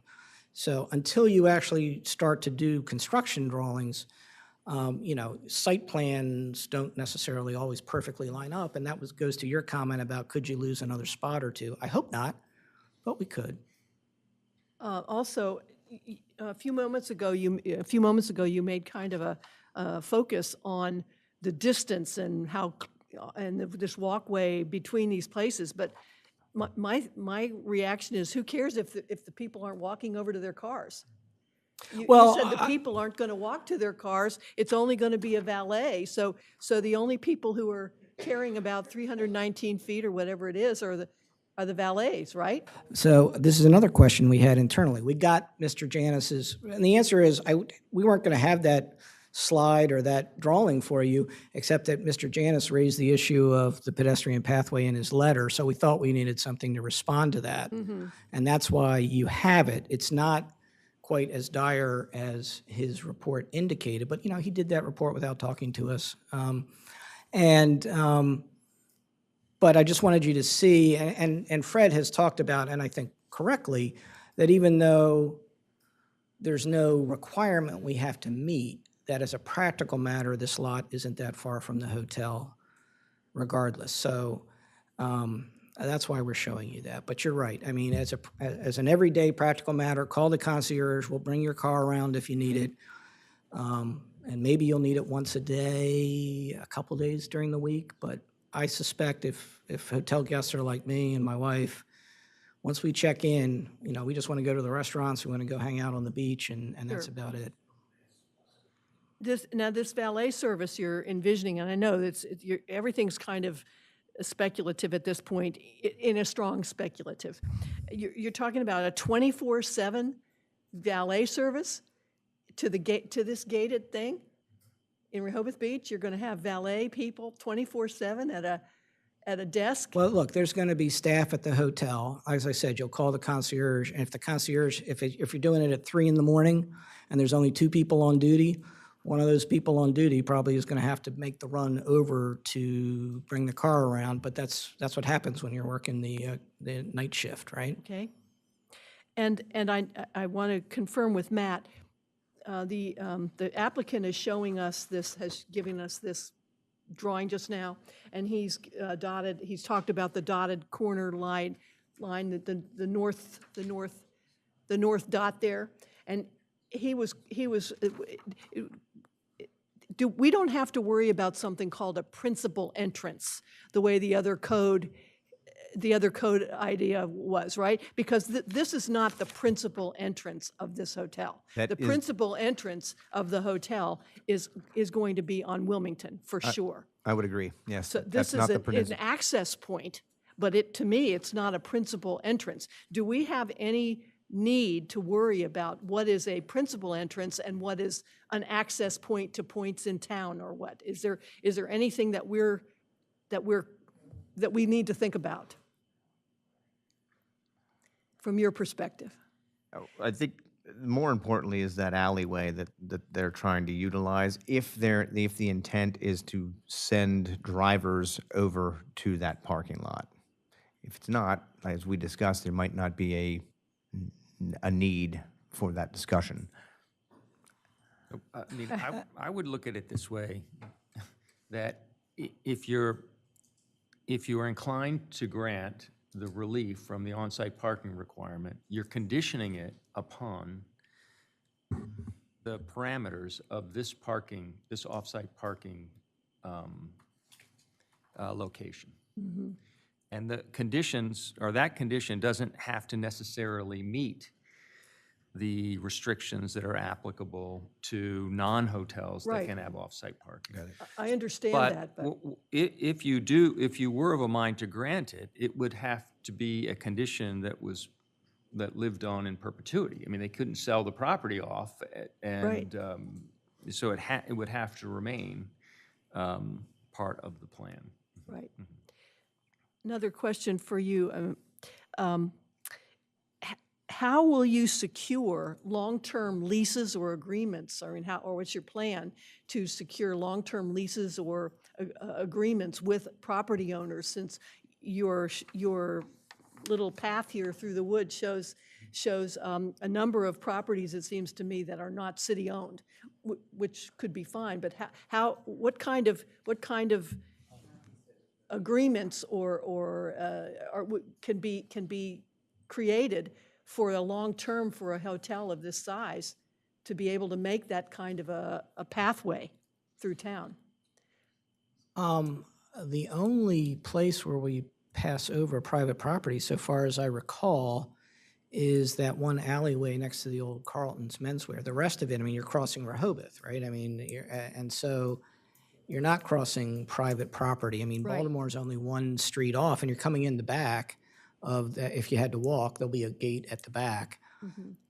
So, yeah, and we have been in discussions with that property owner, but we haven't reduced anything to writing because we don't know if we're going to get this variance. But then, assuming that we do, I'll say the lawyer in me would want to record that so it's there of public record for, eternity or however long the recorder of deeds lasts.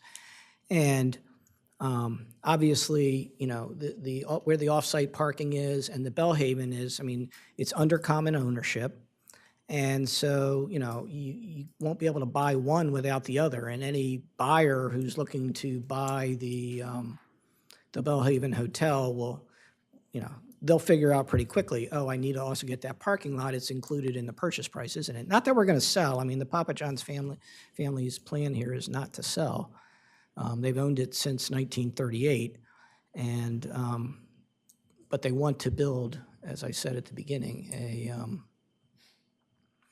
a really nice building. I mean, that's what's been driving this, and that's why we've been taking so long, and we're willing to stick with it. Okay.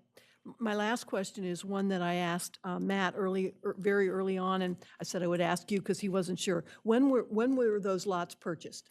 When's the exact purchase date? Was it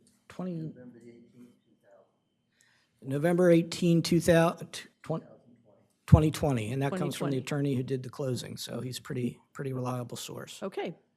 That's all that I have right now, Barry. Okay, thank you, Edie. Go to Thank you. Jan. Any questions? Well, I have some issues with the fact that the people on Baltimore Avenue don't really know what's happening. And I agree, I mean, I understand that we're going to agree to disagree. Don't go into issues, though. Go to questions. My question then for Mr. Forston is, you relied on a building inspector's decision several years ago. So would you agree that building inspectors are not always right? Pardon? So that's why you appeal to the Board of Adjustment when you think they're wrong. Okay, and then are you going to be driving pilings for the for the underground parking and for the hotel? I'm not a construction expert, but yes, my understanding is there'll be pilings and footers and all that sort of stuff, yes. And we, in front of the Planning Commission, we did have a structural engineer testify at some length about those issues. But, so the answer to your question is, my cocktail party knowledge level, yes. But don't ask me for anything more than that. Okay, and Peter tells me we might be drilling them rather than driving them, but like vibrating them down? Like a screw. Like a screw, okay. screw. Okay, Not like a hammer. Not the hammer. okay. Hammer No, well, I know I'm used to Many ways to driving do them, it. to vibrating them down. So, and that will have no impact on the neighboring properties? so what we said we would do to the Planning Commission, and we still hope to do it, of course, now we're going to be further away, but we had offered and proposed and are still willing to, put up monitoring equipment. Well, I'm sure the insurance company will require that you do that. Well, there you go. And so if you were to be offered a variance, and the variance limited the number of rooms, would you be willing to accept a variance that did that and not just leave with the variance that allowed you to kind of decide on your own? So the answer is, like all good answers, it depends. Right? I mean, I say that a lot to clients. It always gets a laugh, but it's also a correct answer. Because if you said, we're going to give you this variance no more than 110 rooms, sure, I don't think we can get to 110 anyway. And if you made that the limit instead of the limit that was imposed 3 years ago of 116, yeah, I could live with that. But if you said, we're going to give you this variance, but now you can't have more than 95 rooms, well then, I'm not sure we'd want to Well, I'm quoting you dedicate 105, 106, 107. Okay, well, Those- I think those that are the would, numbers yeah. that you- So, that you- so say 107, and I think we could Oh, live no, with it. okay. But about 107 was also conditioned, upon moving the edges. Moving the edges. That is part of our proffer, absolutely, yes. All right, well, that's, So that could be a condition. well, exactly. If there was, If there were a condition, that could be one. Right, we will shrink the underground parking. I want to make clear, that's part of our offer, our discussion. If you give us this variance, we will shrink the underground parking at the site. Again, we've got conceptual drawings that show, I think, 10 or 11 or 12 feet from the edge of the property lines. If no closer than 10, but if it's 11, please don't give us a hard time about it. And it's for the, as we show on the drawings, the Blythe and the Rehoboth properties. That would be part of what we do. We may get 78 spaces, we may get 77. I mean, hopefully we'll get at least 78, but, again. and I have one more question. My understanding is, and from the drawings that were submitted for the earlier meeting, is that you haven't raised this issue with the Planning Commission on the number of rooms for a number of years. It hasn't come up. And I guess my wondering is, why did you wait so long? If you really felt that this wasn't the right, that 94 rooms or 92 rooms wasn't the right number of rooms, why did you wait so long to apply for a variance until, and then, the Planning Commission takes a lot of heat for taking so long, but it wasn't really all the Planning Commission. It was back and forth. And I will say, from having seen the first plans to seeing these plans, the Planning Commission did a great job because it's a much nicer looking hotel than it was originally. So there's lots of different ways to answer that question, and I'm always guided Yeah, well, I just, by the adage that, why did you wait 2 years? because we, well, a couple of 2.5. reasons. We couldn't, I'm going to sit down with the city solicitor when all of this is over and make some recommendations about how things could be restructured to make your all's process more efficient, right? Well, that's But- your but opinion. Let me give my answer. We're in front of the Planning Commission.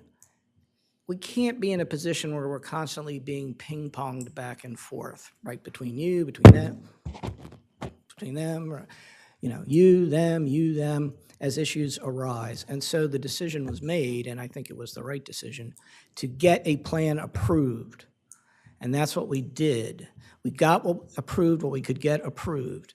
But we always knew that this current plan had issues. I mean, it had issues raised by Mr. Rehoboth, it had issues raised by Ms. Blythe that we wanted to address.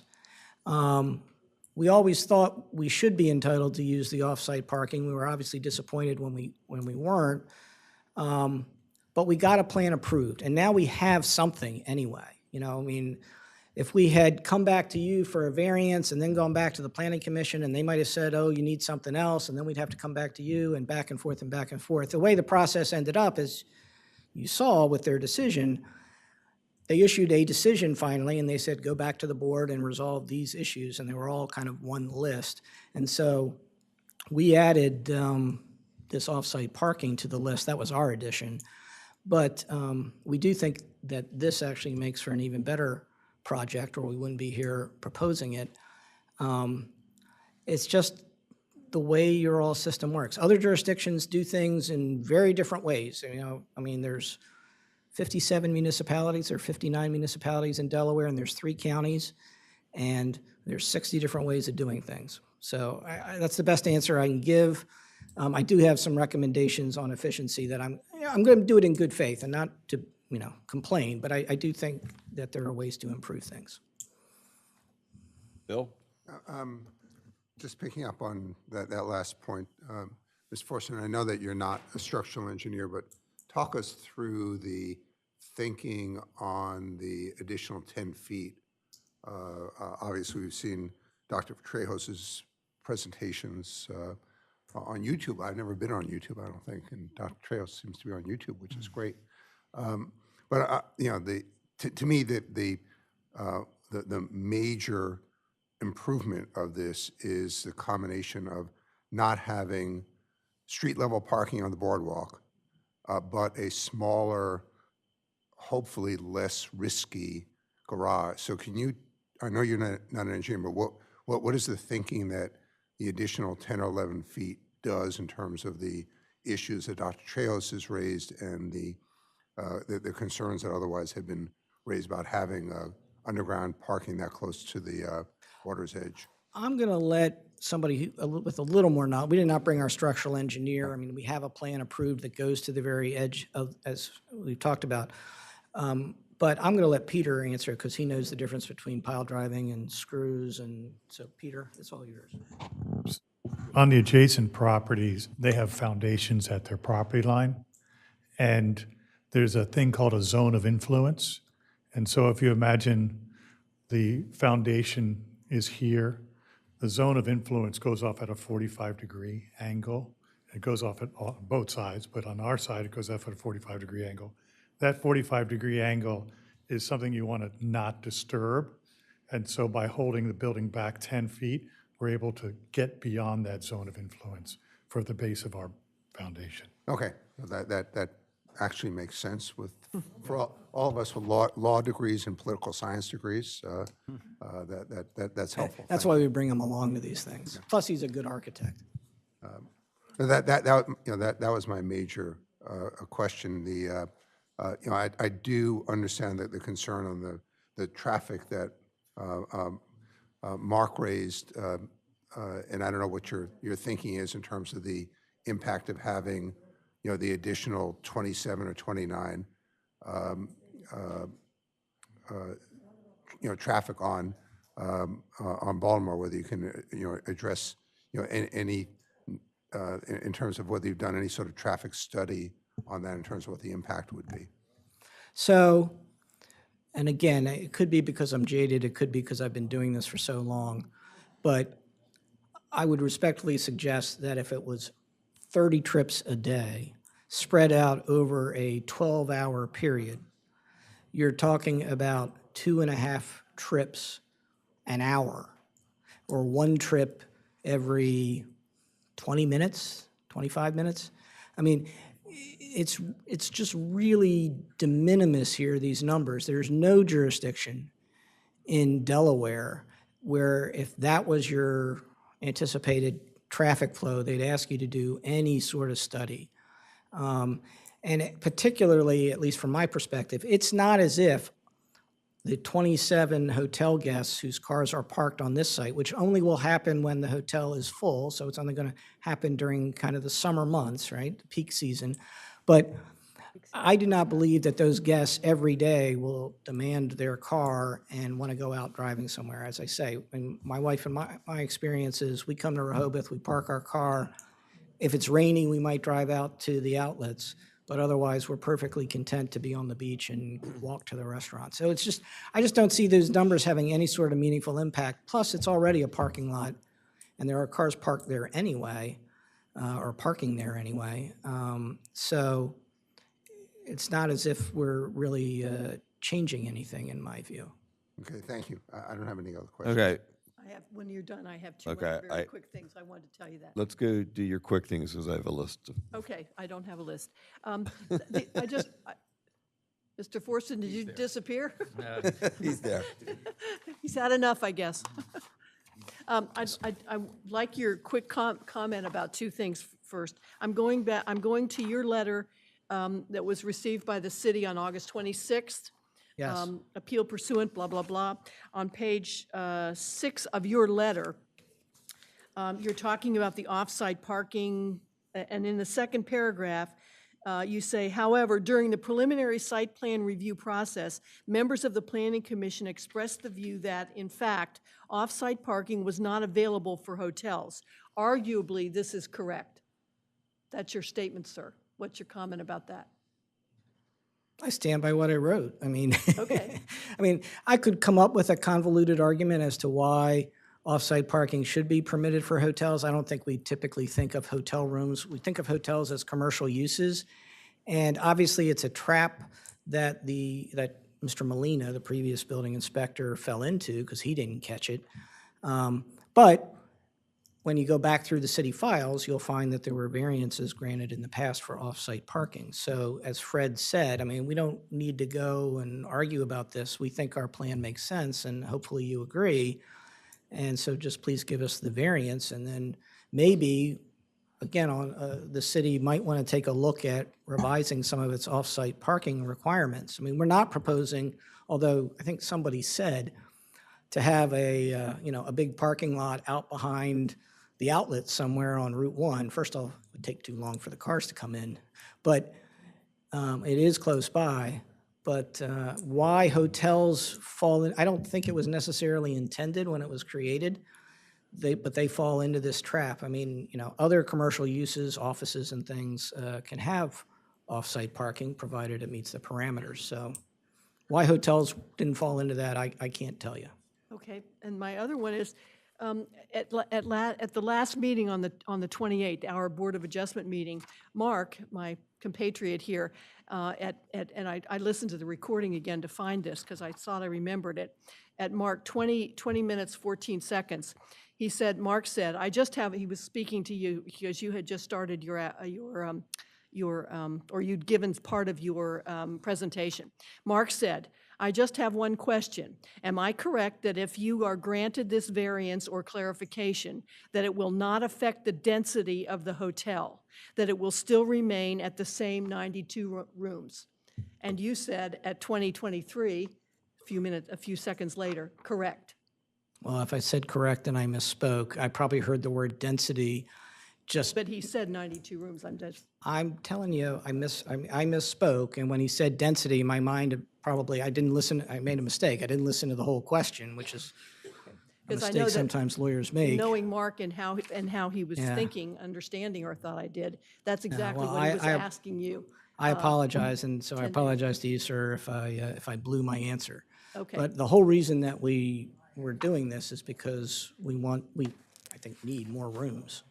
Okay. Well, Thank you, Edie. So let's get to my question. please do. So when we read the building inspector's report, we were believing it was 270-35C, and now we are in agreement that the variance is, even though the variance application says 270-35, period. It doesn't say C, but we were led to believe it was C. Now we are talking about B, which is the number of spots. I think that change makes this a heck of a lot clearer with what you're proposing. You answered most of my questions during your presentation. And getting back to the Planning Commission, they were concerned about structural columns. So going down to 78, it sounds like an obvious question. You'll be able to put the structural columns in that proposed plan. I don't think it would be that difficult going from 94 spots with tight for structural down to 78.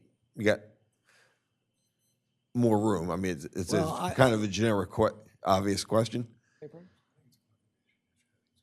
I mean, I think the answer is, like all good answers, and you laughed when I said this before, it depends. I mean, we just haven't done all the engineering, but the whole point in pulling in from those two properties is to try to minimize any impacts on those properties. That's what we're trying to do. We heard what was said, and that's what we're trying to do. And let Mr. Zell. Just swear him in? expert. Yeah. Yeah, swear me in for 1 minute, because I can answer all this. And who is he? I'm Jeff Zell, JM Zell Partners. I'm the project manager. I'm going to be the one building this. Okay. And an address, please? It can be your- 3331 Dent Place, Washington, D.C. Very good. Do you solemnly swear or affirm the testimony you give in this proceeding will be the truth, the whole truth, and nothing but the truth? Yes, I do. Okay, so the concept here is we can build the hotel the way it is. up to the lot lines. It's a means and methods issue, and it costs money. Those are the two things, right? But when we started to go through this, we can do what we proposed. If we bring it in, it helps the two property owners who've been at every meeting, and we've been listening, and we've been looking and trying to figure out how to do this. This lot helps, I think, everybody, in the sense that I think the column spacing, as you said, we will have plenty of room for column spaces. We're going to reduce the wall. We may be a space more, or a space less, or a couple more. We can move this around. We've looked at it going all the way to the edge, and we can get it done. It's, you know, and we have insurance.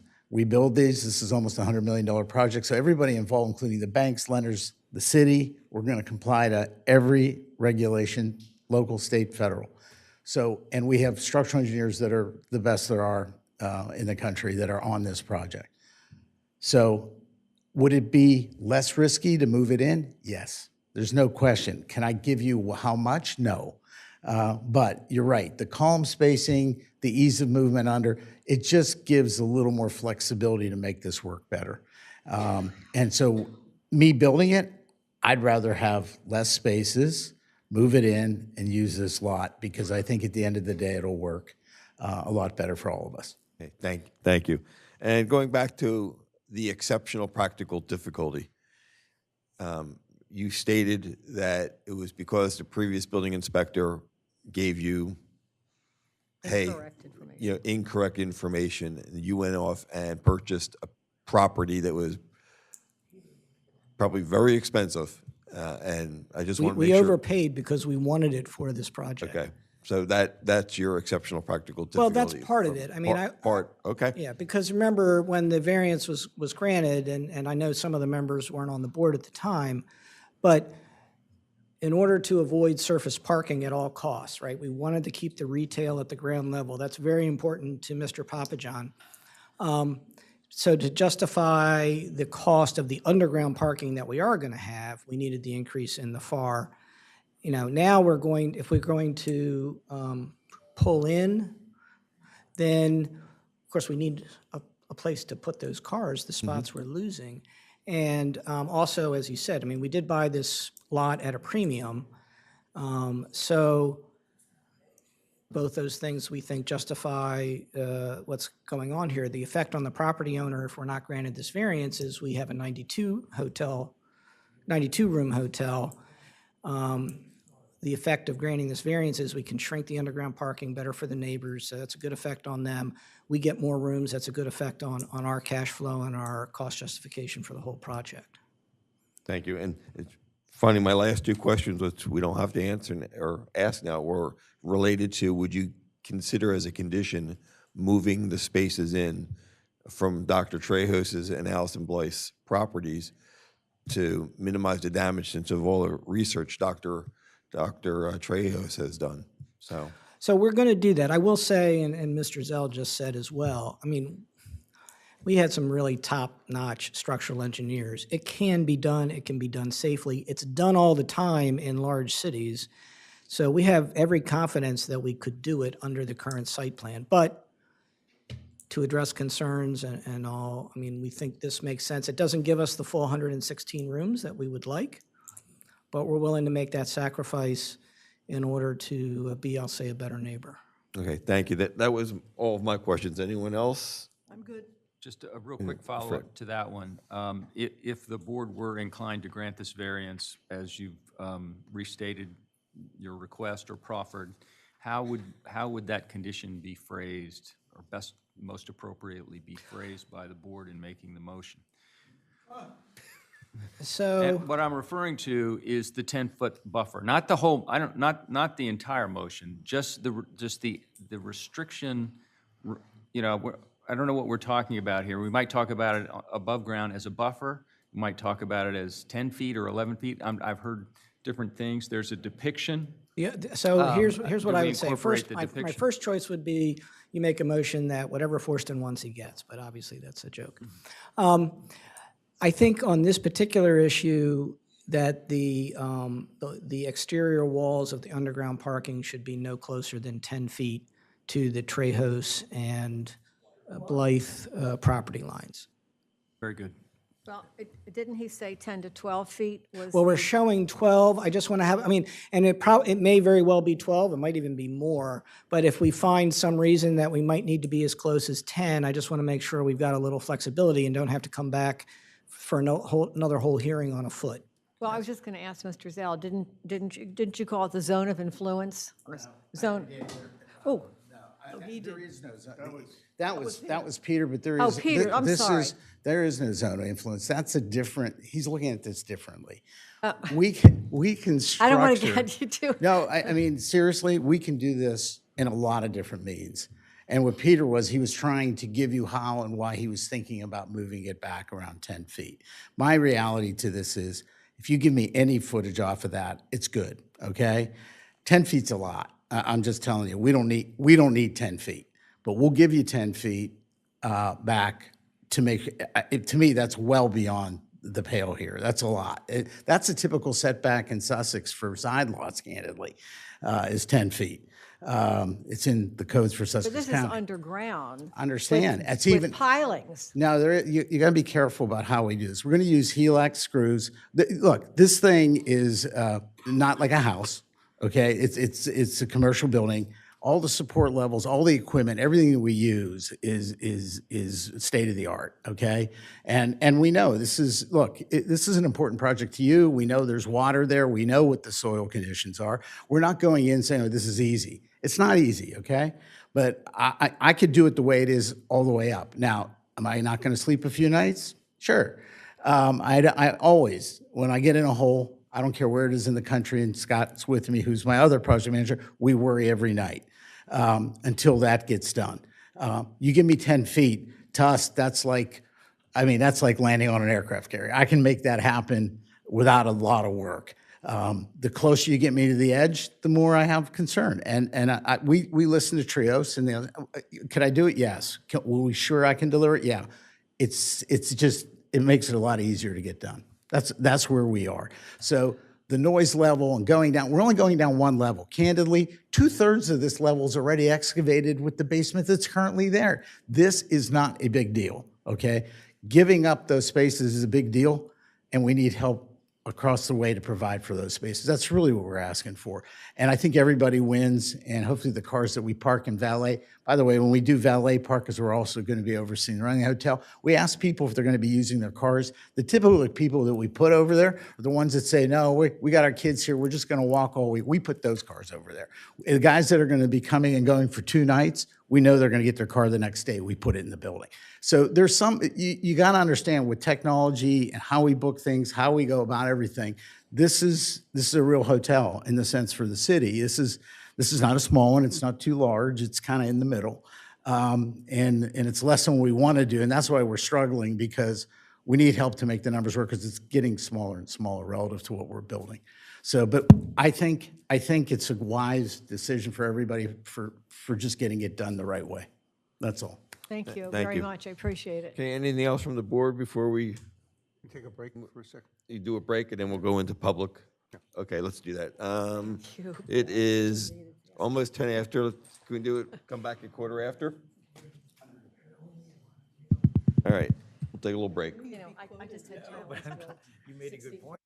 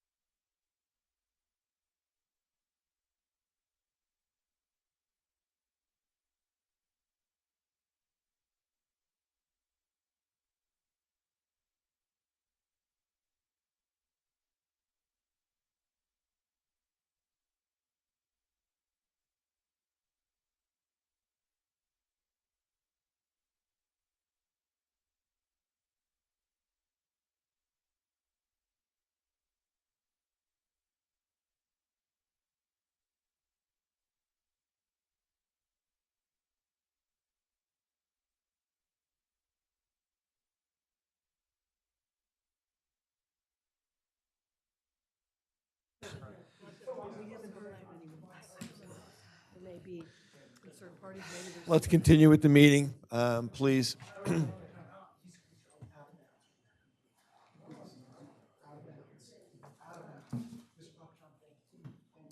Okay, at this time, I want to open up the meeting to public commentary. So I know we had a number of people who would like to speak. And Sam, if you want to start us off? Okay.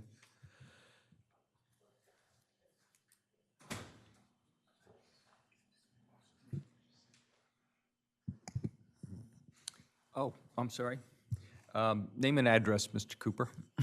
Samuel Cooper, 13 Newcastle Street, Do you Rehoboth so- Beach, Delaware. Pardon me? Rehoboth Beach, Delaware. Thank you. And do you solemnly swear or affirm the testimony you give in this proceeding will be the truth, whole truth, and nothing but the truth? I do. I guess I got a lot of stuff here. I have a little trouble wrapping my head around this thing. First of all, I believe that the notice was defective for this hearing, the original notice. It mentioned nothing, and the title of it talked all about, it mentioned, or it said that this was related to issues raised or by the Board of, or by the Planning Commission. Didn't, the only mention was something about adequate parking with no further, and it did not mention Baltimore Avenue address at all. So I think you're getting off to a bad start right there without adequate notice. I also think the application is incomplete. Even by Mr. Forston said that his letter maybe wasn't quite accurate, or not accurate, but it wasn't detailed enough. I'm a little bit unhappy with your procedure. It seems like you throw a letter in and come in here and argue whatever you want to. The application means nothing. You know, it's just, I mean, all it says, we want to park somewhere else without any what they're violating.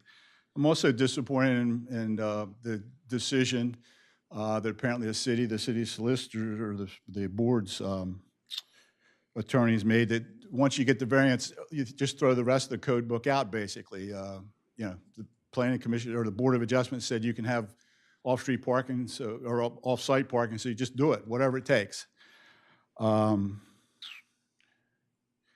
So you know, I guess we've finally come down to what they're really asking for, but that clearly was not, that was not clear within their application and or the stuff that was submitted, not till you got here today. And I'm not sure you know right now what they're really asking for. So I had comments about that it's too distant and those things, but I guess those are all out now, because once they get if they get the variance, they have carte blanche. I agree with Mr. Saunders that parking should be an issue here, or not parking per se, but traffic, that you're creating unnecessary trips on 3 of the most busy streets in the city, Wilmington Avenue, First Street, and Baltimore Avenue. And I don't see any really good reason. But I guess the biggest issue I really have with this is, and let me see, I have too many papers, that this applicant, when they came before this board before, made huge issues about the CDP. They were trying to, or they were forced to comply with the CDP. I will admit I took the easy way out. I did not spend hours reading through the CDP. I did not go back and listen to their testimony in the original hearing. But what I did do was I went to the Board of Adjustments opinion or finding, what do you call it? Whatever. Notice of decision? Notice of decision. And the CDP was referenced 4 times in 4 different items in there. And I'd like to read the one that I think is the most applicable. It says in number 7, the second, I guess it's the 3rd sentence, the property is described by the applicant as burdened with redevelopment expectations set by the CDP and the city's streetscape task force, and the general public to avoid the implementation of street-level parking. What are we, that same CDP, that same streetscape plan applies to Baltimore Avenue. Why is Baltimore Avenue being asked to take a back seat to Wilmington Avenue and this property owner? They are attempting to move their parking burden to the Baltimore Avenue. And I think for a variance to commit this long-term to street-level parking is in direct violation of the CDP and should not be done. And I think you need to think about that long and hard. I mean, they put a lot of weight in the CDP when they made their original request. And the variance process is a bit convoluted, but you have a piece of property and the zoning code dictates what you can do on it. And, here they want to burden somebody else with some of the parking when they want to overdevelop the property in other ways. And last but not least, Mr. Forston said that this property obviously couldn't be sold. But I question, where is he coming from on that? How do you know that these 29, is it now, or 28, 27 spaces are going to be dedicated to this hotel in perpetuity? I would suggest that if they're sincere, that they would give the a city an easement, recorded easement on this property so that it cannot be sold. And I offer as evidence of this that I saw in the paper in early 2020 that Belmore, which they have cited, they're patterning after, was sold. And I waited a bit of time, went online, and went to the county tax records. And the property that is used for the off-site parking, and I don't think it is today, but I don't know, don't have any evidence, but it doesn't look like it to me, was not transferred is not to this day, is not owned by the people that own the hotel. But according to Mr. Townsend, it doesn't have to be owned by the same people because we just thrown out the code as it relates to off-street park or off-site parking. So on April 27th, the deed, according to county tax records, is dated February 26, 2020. On April 27th, 2020, I wrote Mr. Molina, that's before these folks bought the property, and asked what the status was, that they had received a variance for off-site parking, that the parking lot had not been transferred over with that, and what accommodations been made. So to this day, I have not received a response. I'm still waiting for one. I would be happy to have one. And I'd like to put my letter to Mr. Molina in the record. Give it to Dan.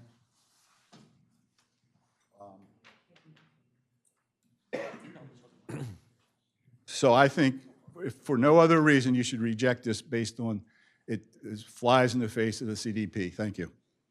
Thank you. Okay, next, sir. Michael Strange, 4 Stokely. Mr. Strange, do you solemnly or affirm the testimony you give in this proceeding will be the truth, the whole truth, and nothing but the truth? Absolutely, yes. I also, for the sake of statement, I'm also currently a member of the Planning Commission, but anything I say is not on behalf of the Planning Commission. They're just me as an individual. I actually, as I put in the letter that you have, I support this application with certain reservations, but also generally approve with it conceptually. I would, however, like to say for the record that Mr. Forston made several material misstatements of fact when he was speaking, and I think it's mainly because, and luckily all these are on the record and on the video record of previous meetings of the Planning Commission, with regard to particular statements that he said that they went to, when they originally came to the Planning Commission with the layout, it took so long to get approved, excuse me, for 4.5 years, every time this applicant came to the Planning Commission, every plan was different. It kept changing, changing, changing. not on the input of the Planning Commission, but because they discovered things as they were doing their evaluation.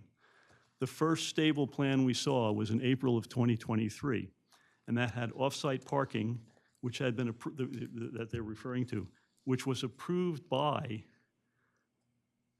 the building inspector. It came to us. Now, all the building inspector's determinations when it comes to the Planning Commission are preliminary. That particular plan that was presented to us, everyone else had looked at it and they thought it was good. I looked at it as an engineer, and the problem was it was 1.5 feet wider than the land that the Papa John family owned. So you can't build on someone else's land. I brought that up as an issue, and Mr. Forston is here. He said, we'll take a look at it. A month or month and a half later, when they came back to the Planning Commission, I was shocked. That was off the table, and a double-decker underground garage was now on the table. Quite frankly, that blew me away because it meant the Papa John family had to spend multiple millions more than they otherwise would have had to. When we got that plan, I then reviewed that as an engineer, and I evaluated it and came to the conclusion that you couldn't physically do it based on the plan that was presented. I then presented that information to Mr. Forston. He was copying it down, and he said, well, I'm not an engineer, please talk slower, that's on the video record. I said, here, don't worry about it, I'll give you my notes. That was in July of 2023. They then went away for 9 months. They then came back with a new plan, and they brought a professional engineer who said how they could do it. And that professional engineer made 2 statements, one which was materially correct, one which was materially false.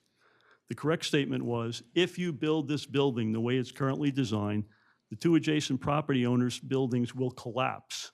That was the correct answer. The thing that he said that was incorrect was, he said, therefore, you must allow underpinning on your properties. That was the materially false statement. In Washington, in Baltimore, in New York City, it's required by code. If you don't allow, because they want skyscrapers, if you don't allow underpinning on your property, you are liable for any damage that occurs. That is not the case in Rehoboth Beach. It is not the case in Delaware. That was presented. I almost fell over when that was said. At the next meeting, when we came in, it was proposed that we start to evaluate as the Planning Commission and say, look, let's try to somehow get this off the dime. They came back with yet another proposal, and that was evaluated and looked at. And we came up with the best evaluation of everyone that was involved to come to that. Now, I know at the last meeting, and we had recommended that they come to you for variances on a couple of particular subjects, and you went ahead and approved that. This one is up for dialogue today. This was pre-discussed last time at this meeting, and it shouldn't because it wasn't noticed in your notice of the meeting, and that's not particularly good. However, in this particular case, I'm saying I agree conceptually with it. I don't necessarily believe as an engineer that you need the 10 feet. I believe it can be made less than that. But if you want to do it for a comfort level, it should be about 5, based on the circumstances that were described. The other issue with regard to the off-site parking as opposed to within the hotel, one of the aspects that's currently shown even in the one drawing that you put up there, it shows that the ADA parking space is in that remote lot. You have absolutely no authority to alter federal code. That ADA space has to be the shortest distance possible to the entrance of the hotel. By that definition, it must be within the hotel. If you do that, and if you accept the concept of off-site parking for a hotel, then you can go ahead and perhaps approve this plan, but you must physically call that out separately. The ADA space cannot be on that lot. You have no authority to approve that. If it moves onto the lot, if it moves onto the hotel, then you can approve remote parking. What number you select, however you elect to do that, that's your responsibility. Thank you. Thank you. And I thought, just to respond, I did see the ADA compliant one in the remote lot, but I also thought I saw them in the underground lot. And the applicant can clarify that. Well, that's as because they well. need Yeah. all of them. Yeah. Yeah. Yes. Thank you.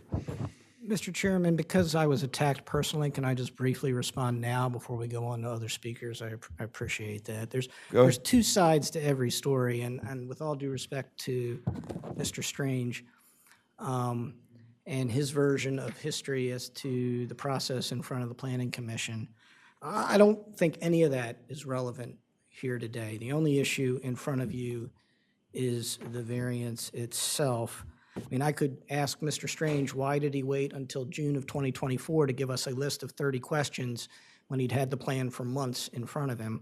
But it's not germane to why we're here today. We have an ADA spot in the off-site location, but we think it needs to be there. If it doesn't, we won't put it there, I suppose. That's a site plan review issue that you all don't have to concern yourself with. There are, as you pointed out, ADA spots on site, but I don't think I made any material misstatements. If he disagrees with my characterization of the history of the review process, well, as I say, there are two sides to every story. He also took some shots at Mr. Townsend in his letter, which I thought were unjustified as well. You know, it's one thing to disagree with somebody, it's another thing to call them a liar. Thank you.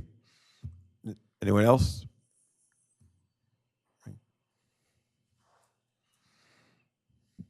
Richard Perry, 46 Pennsylvania Avenue. Oh, Mr. Perry, do you solemnly swear or affirm the testimony you give in this proceeding will be the truth, the whole truth, and nothing but the truth? I do. Thank you. I guess I would have to agree with many of you sitting up there. This has been a very confusing meeting. And we all spent a lot of time dwelling on issues that really aren't relevant to the requested variance. I mean, it's like going back to the Planning Commission and having them, look at issues all over again. So I'm glad that you've tried to bring this back to the actual issue at stake in the variance that is being requested. This matter came to the Planning Commission 6 or 7 years ago when I was serving on the Planning Commission. And I do think that it's a sort of misstatement in a sense to suggest that the delays were occasioned by the applicant rather than the Planning Commission. I think both are at fault, frankly. I felt that from the start. And that shouldn't even weigh into this consideration today. With all due respect to the former mayor, I disagree that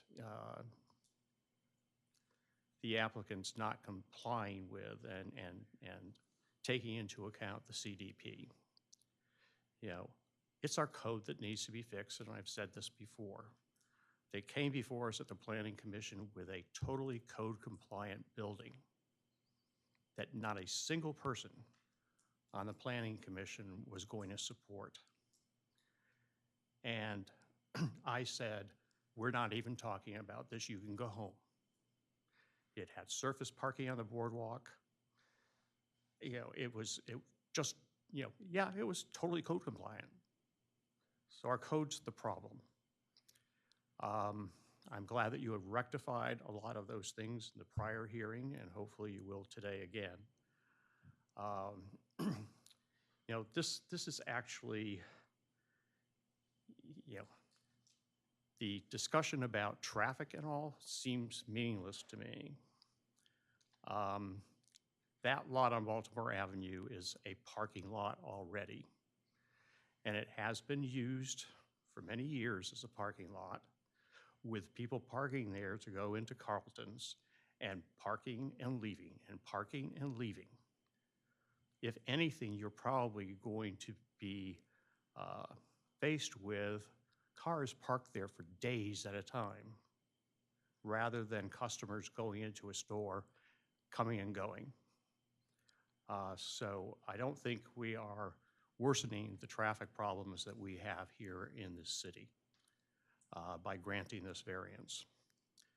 So I would just like to say that this is a unique opportunity again for this city to have an incredible, refurbishment, if you will, of the first block, south side of Rehoboth Avenue, and the boardwalk, which is clearly in deterioration.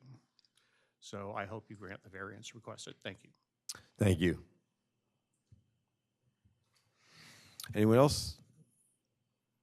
No. Okay, Dr. Trey.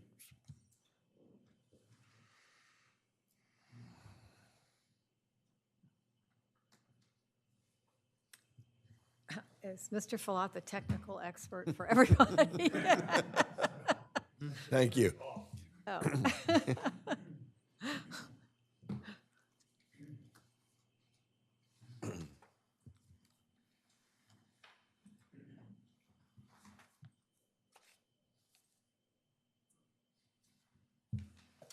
Thank you, Peter.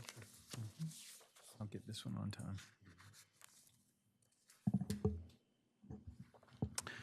I'm Dr. Michael Trejos, the property owner at 7 through 15 South Boardwalk and 1 Wilmington Avenue. Dr. Trejos, do you solemnly swear or affirm the testimony you give in this proceeding will be the truth, the whole truth, and nothing but the truth? I do. Mr. Chairman, Commissioners of the Board of Adjustment, thank you for allowing me to speak on this issue. Again, my name is Dr. Michael Trejos. I'm one of the co-owners of the properties located at 7 through 15 South Boardwalk and 1 Wilmington Avenue. The businesses that operate at these locations are Gus & Gus, Starkey's Ice Cream, Tidal Rave 5 and 10, the Funnel Cake Factory, Zog's Raw Bar and Grill. As an adjacent property owner, I have made numerous submissions and presentations to the Planning Commission regarding the very serious hydrostatic and earth soil liquefaction risks that construction of proposed Bellhaven Hotel underground parking garage poses to not only my adjacent properties, but also to the city sidewalks and roadways. Liquefaction risk is real and has previously occurred in the city of Rehoboth Beach. In my presentation to the Planning Commission of April 14, 2023, I showed the following slide of the effects of a tropical storm on January 4, 1992, which caused a liquefaction sinkhole to develop, and the entire east side of Wilmington Avenue roadway collapsed into the sinkhole. Liquefaction risk is real.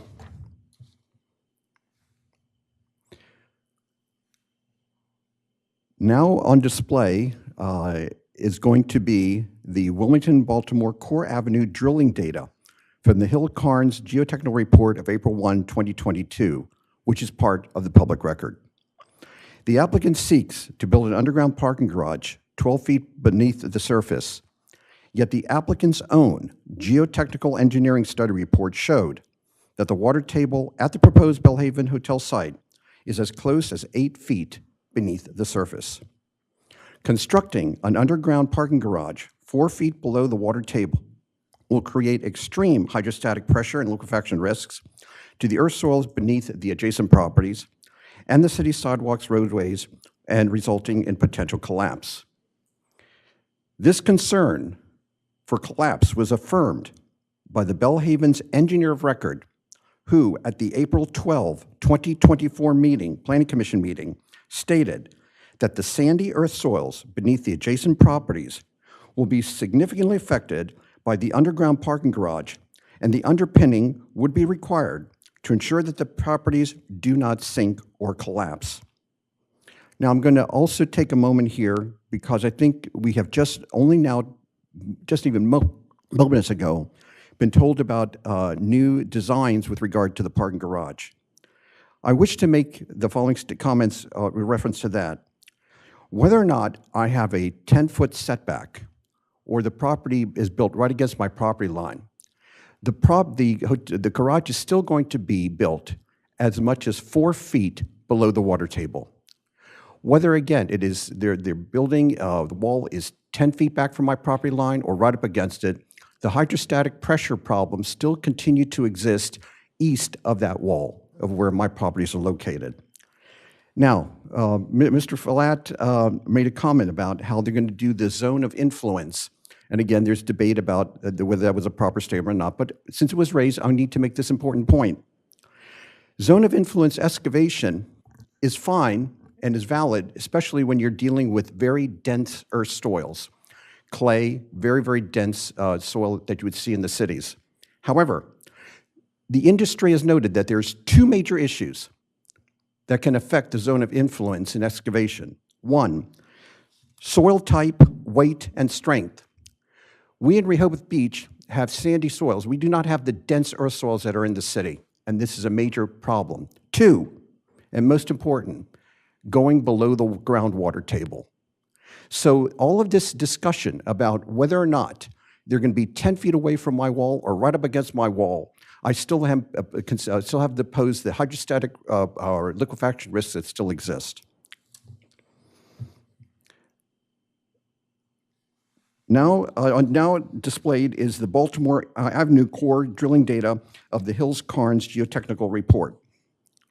Again, as an adjacent property owner, I would be in full support of the applicant receiving a variance to have parking on their lot at 1012 Baltimore Avenue, if and only if it is conditioned on there being no underground parking garage constructed at the proposed Bellhaven Hotel site, as the applicant's Baltimore Avenue property is located in a much more favorable FEMA flood zone, as you can see here, that is far deep, that has a far deeper water table, as great as 14 to 15 feet below the surface at low tide than exists at Wilmington Avenue.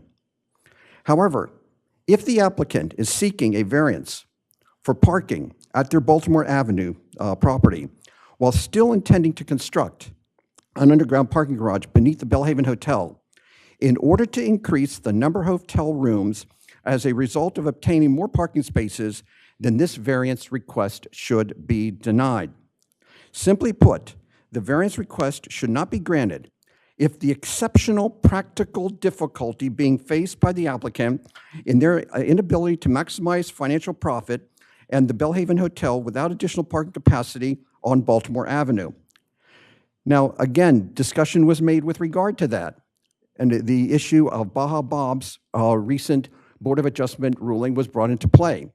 We have to remember that Baja Bob, that they had not invested money in developing the lots like Baja Bob's, that is the applicant, did, but with putting money to build out their bar and restaurant at $1.3 million, as stated by the Baja owner at that hearing.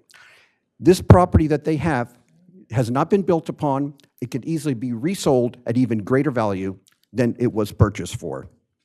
Simply put, the variance request should not be granted in that regard. Next, in conclusion, I, as an adjacent property owner, would be in support of the Board of Adjustment granting the variance application request, again, if and only if it is conditioned on there being no underground parking garage at the site at Baltimore Avenue. The granting of this variance request and the conditions that would be met meet the quick check factors, especially since eliminating the underground parking garage at the proposed Bellhaven Hotel site would remove the very serious risks posed to the adjacent property owners and the city's sidewalks and roadways. Additionally, the nature of the FEMA flood zone and shallow depth of the water table at the Bellhaven Hotel site would pose an exceptional practical difficulty to build an underground parking garage that would justify a variance to move all the parking to the applicant's Baltimore Avenue site. However, I would be opposed to this variant request if the applicant seeks to both build an underground parking garage and have additional parking at the Baltimore Avenue lot, as this variance would only benefit the applicant's financial interests by enabling them to increase the number of rooms at the Bellhaven Hotel, which would otherwise not have been permitted by the city's code without a variance request being granted. Thank you, and if you have any questions. Thank you, Dr. Trace. One question I did have for you is in your letter and I guess in the video, you were talking about reverse hydrostatic pressure, like hitting there, I guess. That is, again, what you're talking about is the totality of the pressure building underneath the properties. That's the whole idea. No, I understood what you're Okay, very, very- very well explained. I guess my question was, we have other examples in Rehoboth where there are underground parking garages, right? Star of the Sea, Edgewater, right? No, not Star of the Sea. There's no underground parking at Star of the Sea. I thought No. you drove down. Okay, well, Edgewater. So I guess my question. In Virginia 1 would have been, if the liquefaction, wouldn't the boardwalk have collapsed? No. With that same? No, it would not. Because again, here's the problem. First off, you need to what I didn't do here, no, they were getting into topographical maps. If you were to go from Wilmington Avenue north to Rehoboth, Baltimore, Olive, that type of thing, the topography goes uphill.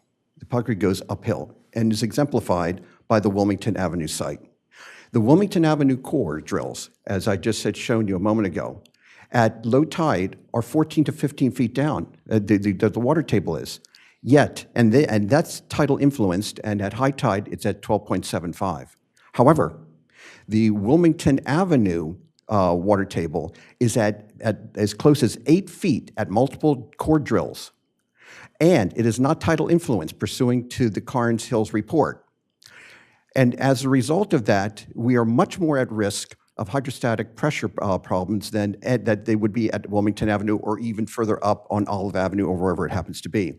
And keep in perspective, that whole discussion that you just raised right now was another reason why the Planning Commission required, as one of the conditions, an independent geotechnical study report to be done, independent of the applicants, to reevaluate and to determine whether or not all the discussions we're having is valid and what are the risks to not only our properties, but to the public safety of the city sidewalks and roadways. We cannot forget the public safety issues in front of us.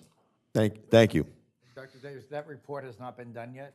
No, that has reported done because it's one of the conditions of the Planning Commission, It'll all be in vain. potentially. Okay. Could I had a question for, Yeah. Dr. Trace? well, for or either of them. Does the city, what does the city do in situations? I mean, does the city have any responsibility to ensure the safety of the surrounding properties when they approve something, or there is no, the city has no responsibility? I mean, I'm asking Ms. Gray. Well, so our codes would require we haven't seen the plans, and I think Mr. Saunders indicated that we haven't seen the construction plans for this application yet, and there is a condition regarding have a third-party geotechnical review of the plans. So hypothetically, I can't answer what, regarding that. But certainly, the plans would have to meet all of the required codes that would be protective of the property as well as the surrounding properties. But do we have codes that protect the property and the surrounding properties? I don't think we do we? Regarding, not specifically that says.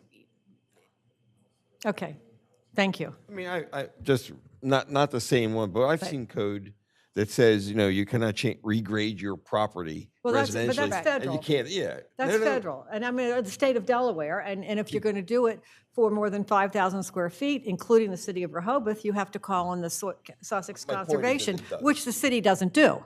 Correct. So, which they're required to, but they don't do it. But if the codes, the building codes, the international building codes that this building would have to be built according to, and all other standards are take the protection of surrounding properties in mind. So if it is done properly and according to code, then it would be protective of the surrounding properties. Really? I didn't find that experience. Okay. Okay, thank you. All right, thank you. Anyone else wish to speak?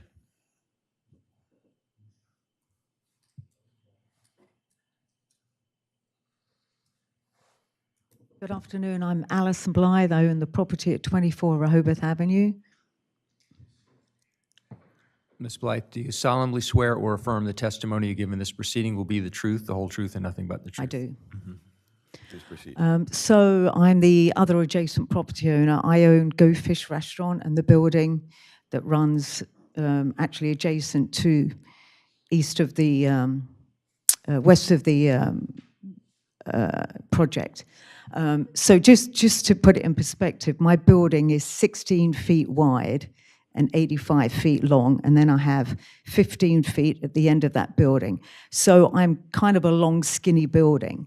So I've got grave concerns, obviously, because this underground parking lot will run the entire length of my skinny building, which makes me feel vulnerable just from that point of view. But anyway, I've attended a lot of the meetings, some I've missed, but and I missed the last one. Unfortunately, I was in England with family matters, but I've attended most of these meetings, and I'm not against the hotel coming in, but obviously my main concern is the integrity of my property. I've been there for 22 years, and I mean, my whole life is in that building, basically, and also the business, which is, you know, another aspect of getting through the whole build out, you know, if and when that all happens. And it's unusual. I've been one of the only business owner that stood up for the businesses around there. And the Planning Commission was definitely sympathetic to that, but that must not be forgotten in all of this as well. Is how we are going to conduct business when all this happens. And certainly for me, I can't bang a nail in the wall while somebody's trying to eat lunch, let alone tolerate a 12-foot deep hole next to my building. So that's another grave concern of mine. But at the end of the day, this building will impact me in other ways. I have solar panels on my roof that will be more or less covered. The reason they're pitched on a superstructure right now is because of shade issues from my neighbor. So now the top of my panels are level with that. So that's going to negate that. There are other issues about being landlocked in the back of my building, windows being covered up on the second floor where I have my apartment, which I rent out, and that rental income, along with the rent I pay myself, goes a long way to paying the mortgage on my building, which is still a few years. But aside from all of that, the main concern, obviously, is the safety of my building, to be able to come to work, conduct my business, make my customers and my employees feel safe about coming in there. And then I look at all these studies that Dr. Trejos has been tirelessly, and thank God I've had him, because I don't know what I would do without all of that. But I'm listening very carefully to that. And I have to say, I echo the same concerns that he has. I feel the same way about this project as far as the off-site parking. If they can do something over there and put it all over there, that would answer all of our prayers, I feel. But, you know, and again, only if that is the only parking would I agree to that. But today I learned about zone of influence. So here's another thing I have to put my head on the pillow about tonight. And just doing a quick Google search and looking at soils and weight, and I've got a heavy building there. It's concrete block. Even between the two floors, it is concrete block. I don't know if you guys have tried to lift up a concrete block, but anyway, my building is really heavy. So, anyway, as far as the parking, the underground parking and the off-site parking, I echo the sentiments of Dr. Trejos. And I appreciate, again, all of his studies, because I think it could be, you know, absolutely, you know, it could be a tragedy if we don't sit up and listen to and pay attention to those studies when you make the decision. Thank you. Thank you. Can Thank you I- very can much. I Go ahead, Bill. I think it's important, since this is a public recorded hearing, that we clarify for the citizens what our jurisdiction is and what our jurisdiction is not. We are here to consider a variance that, as I understand it, is to would in fact reduce the size of the underground parking garage that they otherwise have the right from the planning commission to build. And if I'm saying anything No, wrong. I agree with that. So, and so, Dr. Trejos and the Go Fish owner, I understand their concerns. I don't believe that this is the body that in fact can address them. The Planning Commission can and has with its decision. The city can, as Mary Ellen and others have said, when the plan comes in, our only jurisdiction is to grant, modify, or deny a requested variance with respect to an off-site parking that they've offered to reduce the size of the garage. We can't do anything else about the concerns about the next-door building, the drilling, or anything else. That's got to be dealt with by somebody else. But I think it's important that people understand who are watching this what it is we can and cannot do. We are a board of very limited jurisdiction, and we can have our own feelings.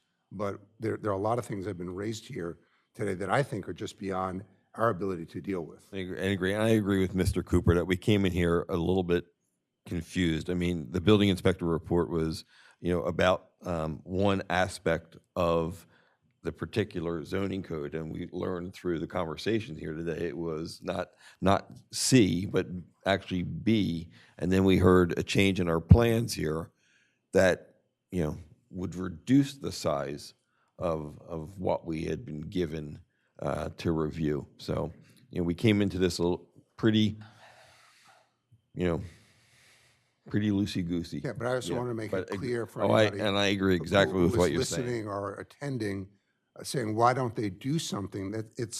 We only can deal with variances. But that's why I asked Mary Ellen this question. And the question is, and it wasn't really answered, is essentially, if there's damage to Gus and Gus or the fish store, Brit Fish, or anywhere else. Go Fish, sorry. then who's responsible? Does city bear any responsibility? You essentially gave a building permit and agreed that it was safe. I would assume that it was safe for everybody. But what you're saying is maybe it isn't safe. I mean, who is responsible? Because I think that's important for people to know. It's not us. I mean, there's a question of the building code, the international building codes, and then where I think Mr. Forson's going to go, predicting a lawyer, so he's dangerous. There are private rights of action, which is not what anybody wants to get into in terms of damaging next-door neighbors and all that. Again, I don't think that even if the Planning Commission can consider that, I don't see how we get into any of and I'm this. saying that's why I asked her that question, because I don't think we can. On the other hand, if it means that she can hire a lawyer and sue the city or sue Papa John or whomever, well, then we're asking a citizen to take the expense and hope it turns out when they have obvious damage. I feel, I just went through this personally, and I can tell you, it is a difficult situation. And in my experience, the city doesn't accept any responsibility for anything that goes wrong. And so that was my question. This is a huge project and could have, surrounding impact and, having, so I think it's important. And our notification wasn't appropriate. And I will also, as we discovered when we got here, and secondly, I know that the city disagrees with me about notification on Baltimore, but I have to agree with Mark. Baltimore Avenue will change the amount of traffic because of this. Now, I am very familiar with Donald Derrickson's parking lot. It was a rarely used parking lot. That place was empty most of the time. And now it's going to be full most of the time. It's going to look a hell of a lot better if you guys do what you are saying you're going to do, and the city holds them to it. But that's a whole nother issue. But I think there's a home right next to it. There's a Lord Baltimore, whatever that is, an inn or something. There's restaurants. There's people that live farther down where clear space is. I mean, I thought the people that live on the street, even though the variance is for the hotel, the impact of this variance is on Baltimore Street. And I believe they needed more notice, the people who own property there, than a sign posted in the median that was half blown over, and unless you were parking your car and got out and looked to see what the sign was, it wasn't posted on the property. I believe they needed that notification. I did not think it was unreasonable. Sometimes, in a democracy, it's better to over-notify than under-notify. And what do the people on Wilmington care about the parking on Baltimore? They don't care, but the people on Baltimore might. And that's been my position. I said it last time at this meeting, and I'll say it again. I don't think it's fair to not notify the people who will be impacted by a variance, even though the variance is given to a building on Wilmington. All right, let's go back to public commentary. Anyone else? Okay, at this point, we're going to close down the public commentary, and it's between board members now to discuss this. And You want me to start? go ahead, Mark. I have a lot of concerns. My number one concern that I didn't realize until Dr. Trejo pointed it out is that this whole thing, having any garage underneath, is still contingent upon an inspection survey that hasn't even been done.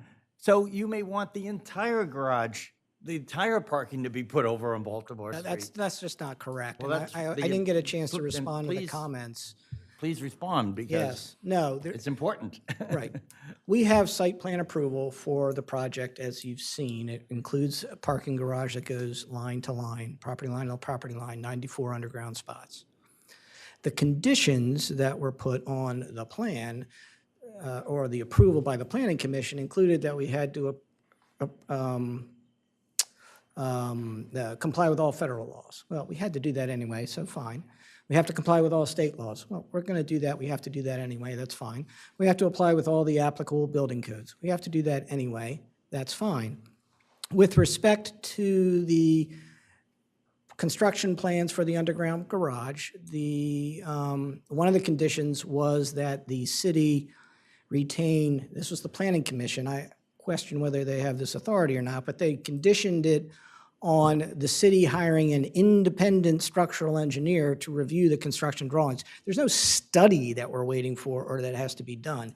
It was simply the review of the plans that we present to make sure they're up to code and up to snuff and all of that sort of stuff. So with all due respect to Mr. Trejo's, there's no more studies to be done other than, there's going to be an expert hired by the city to review, an independent expert to review the plans. And what if they review them and they find that the engineering is not satisfactory?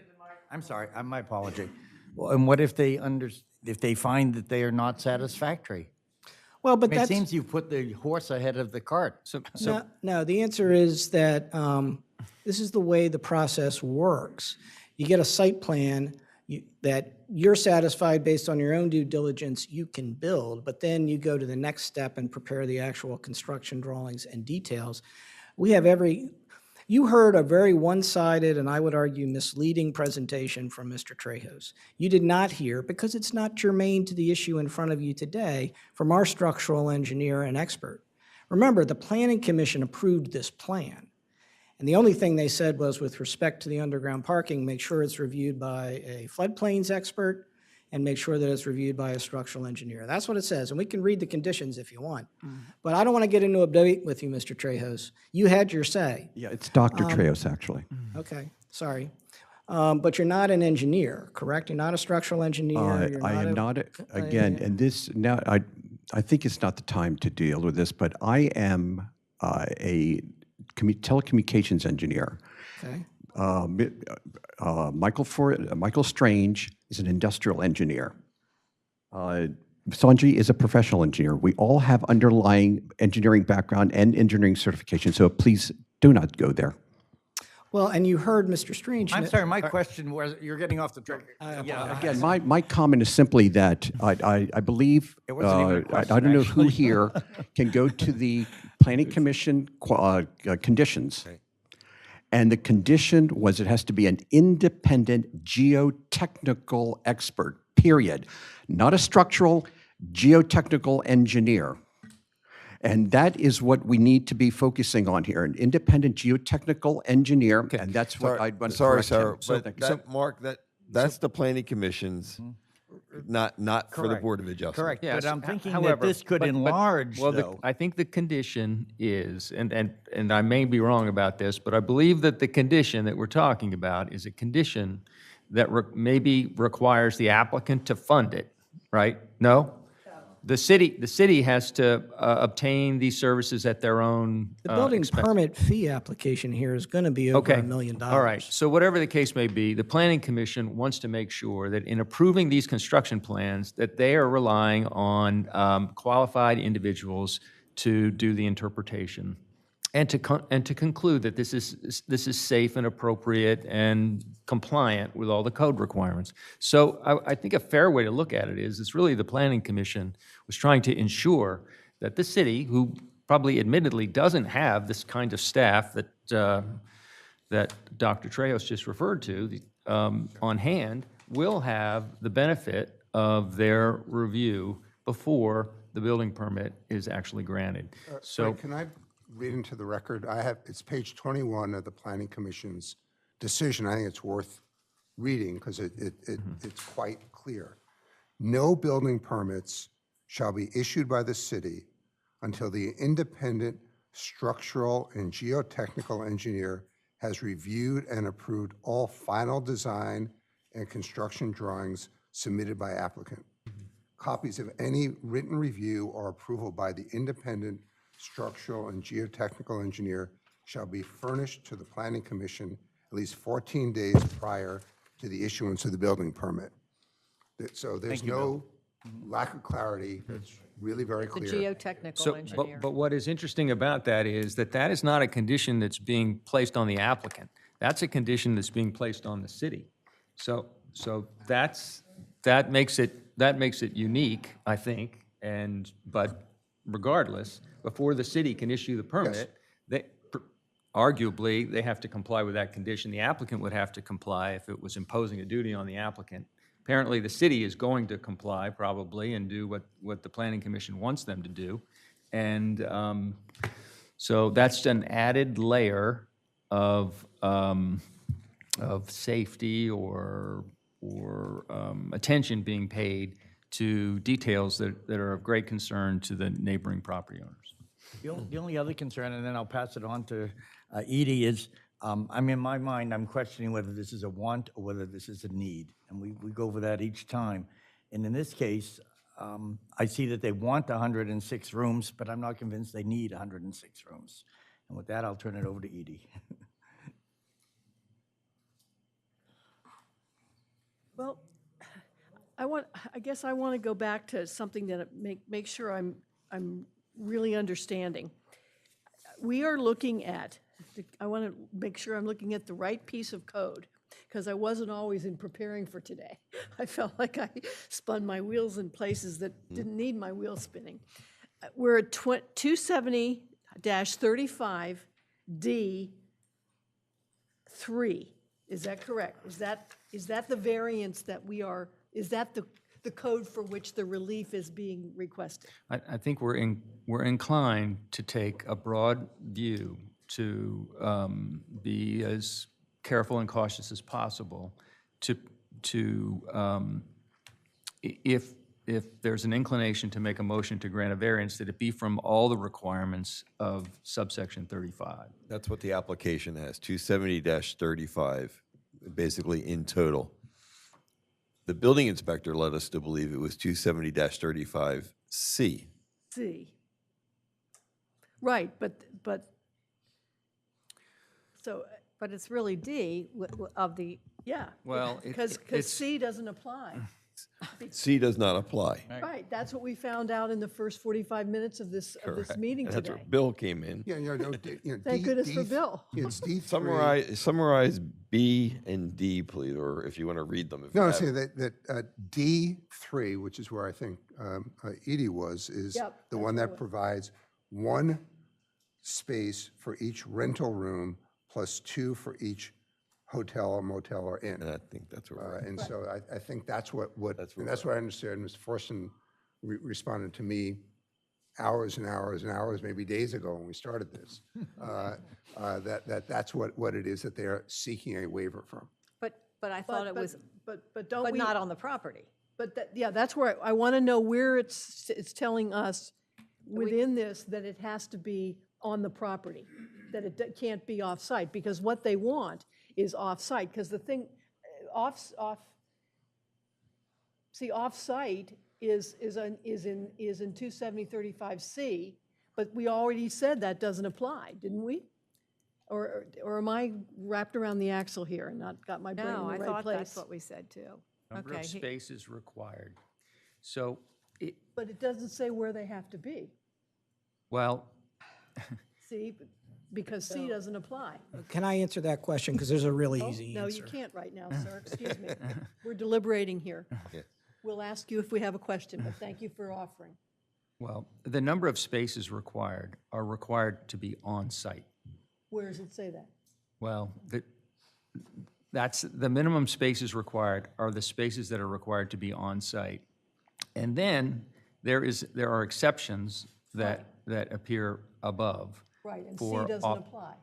But it's actually B that says, Edie, that it's got to be on the site. If you look at the first. On the lot on which any structure referred, okay, so Okay. we have a combo, right? of B- But that's of why B- Fred is saying, Yeah, we're of looking B- at of B and D. 270-35 B in and, totality. so, but we're really looking at B and D. Yes. Is that, are we, are I are think- the? I think the is board's our- in Is agreement our there. little gang feeling that Yes. that's what we're Yes, looking at? and not C. So not C. off-site, and, no, wait a minute. Well, B says they have to be on the lot on which the structure referred to is situated. Okay. So the variance would be, if we even look at this, would be, we're saying it doesn't have to be on the lot. And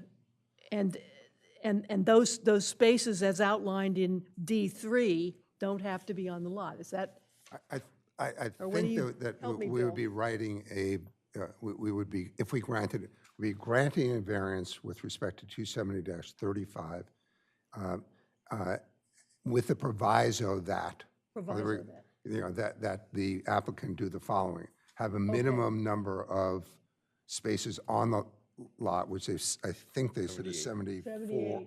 Is it 74, 78? 78. 78. And then, you know, a minimum of 28 at the lot, which I think is what they were saying, They 28 or said 29. 29, 29. but that was before we talked about the landscape, the Right. vegetation and so Yeah, forth, and not right up to the edge of the sidewalk. Well, I don't know that we resolved that. We didn't, but Yeah. we want to give maybe a little latitude that say not Yeah. exactly. So I think that's what we would be doing. But they've also said, because it's going to be very long variance if we grant it, that it's also conditioned on their modifying the plans to provide a minimum of a 10-foot barrier between the wall of the garage and the adjacent property, which they said they would add in as one of the conditions of the variance. Yeah, and that would be the Trejos and the Blythe properties. Not, Correct. not from the public right-of-way, I don't think. Okay. Edie? So now you're asking me what I think. Yeah, just to debate back and forth. Yeah. Well, if we go through quick check, I think I can pretty much say nature of zone is fine, character and use is fine because it's already a parking lot. Effect on neighbors, we've heard some testimony and we've had some correspondence both for the last meeting and this one. But I'm concerned about the 24/7 in and out activity a little bit. I don't know how concerned I am, but that's something I'm thinking about. And I'm also concerned about for the neighbors.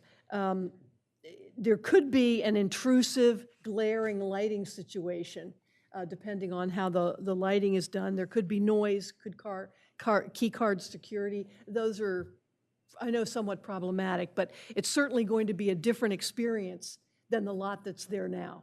And the neighbors who are there, we haven't heard from any of them, So. 'Cause they don't know. Well, I know, for lots of reasons, but I'm saying we haven't heard.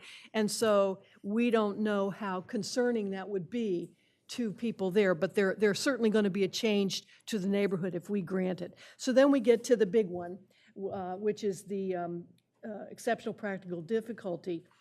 In essence, that's just come up today. That, at least for me, that was the overriding issue, is that you give us so many parking places. It's a backward extrapolation. We're going to have this many parking places, so that means we can have this many rooms.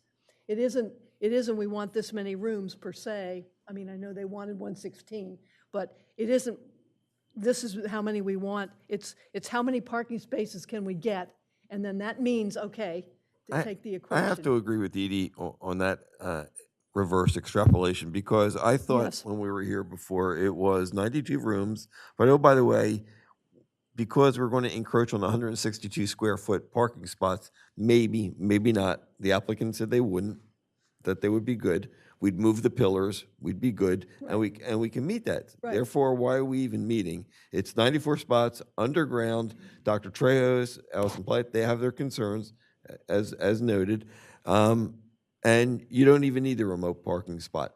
But we want to have it, I felt, just in case. Just in case we Just in needed case. something. Yes. Um, And now, But now it's like, oh, how we many got more can we get? space. Yes. How many Yes. can we get? That But then means this many but rooms. but I am respectful of the cost of construction going up. Yes. And I mean, we've been at this for 5 years. There's, not we all, but the city. And that's money. And, and the cost of the lot, that's money But haven't the rents gone up also? The rents that they can collect? for a parking spot. For hotel rooms. I mean, for the rooms. Yeah, but, Along with everything else. so anyway, I'm agreeing with Edie on the reverse. These are thoughts. This Yeah, isn't a total opinion yet. That's what we're here. just That's to right. So to summarize, I guess, it's a needs-based request, but there is a vestige of difficulty, of a difficulty. There's a shadow or two of it, for sure.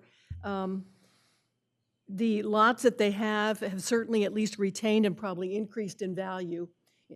I don't think that the argument wasn't made, and I don't think that they could make it, that the lots that they purchased in 2018 have decreased in value. I think that they still have valuable lots that they could sell that Baltimore, if by chance this doesn't all work out. The applicant can accomplish the goals that we thought we were looking at until today, of building a hotel without any relief if they stay with 92 rooms, 94 underground spaces, as stated at the last meeting. Granting the relief would impair the intent and purpose a bit of code, not as much as I would have thought if we were looking at it, that other piece that I thought we were looking at until we got 45 minutes in today. One note, though, is there was no official variance application, which I think added to the confusion for us, was received by the city. The application that came in for this whole project, remember, they didn't even check at the top whether it was a variance, an appeal, or a special situation. It was like the kitchen sink.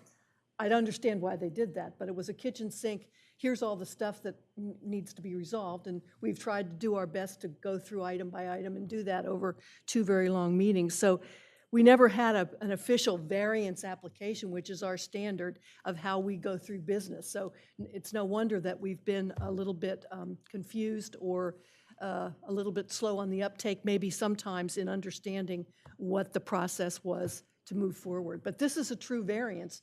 We just don't have the standard variance application that says this is this. So anyway, that's what I have to say at this point. Thank you, Barry. Jan? Well, I think I've pretty much expressed myself. I think the meeting was not noticed. I think the meeting was not noticed properly. I think, as Edie points out, and I have pointed out before, the application wasn't clear. It was almost like I'm going to file with the city commission, I'm going to file with the planning commission, and, you know, I'll take my walk with whatever happens. It wasn't, it was, you know, I mean, Mr. Forstein's a lawyer. He knows how to fill out an application, and he should have been able to fill it out correctly. And so, and I feel very strongly about notification and how important it is.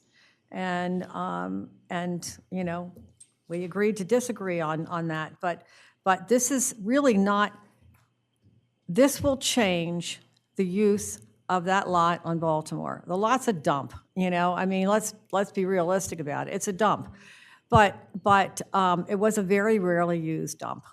And now it's going to be increased. And I think that people who live there had a right to know what was going to happen. And a sign posted in the median by a parking meter that was half over is not a notice. And so I, you know, as far as the value of it, I run into the same thing. You know, is it going to make a difference for the people who are surrounding there? I don't know why this didn't come up. Mr. Forstein said they, you know, was like, should we tell the planning commission this is what we want? Should we not? Should we come for a variance first? Blah, blah, blah, blah, blah. It was back and forth, and they made a decision.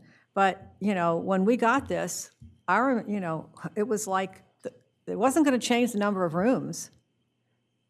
It, you know, all this has come out, so. Right, Jan, I want to ask the city secretary to speak on the notification for us. She has spoken already. On record here, and The signage was properly posted.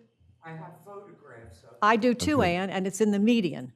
It is not on the property. It may have been moved, but when the code enforcement officer posted that signage, it was posted on the property.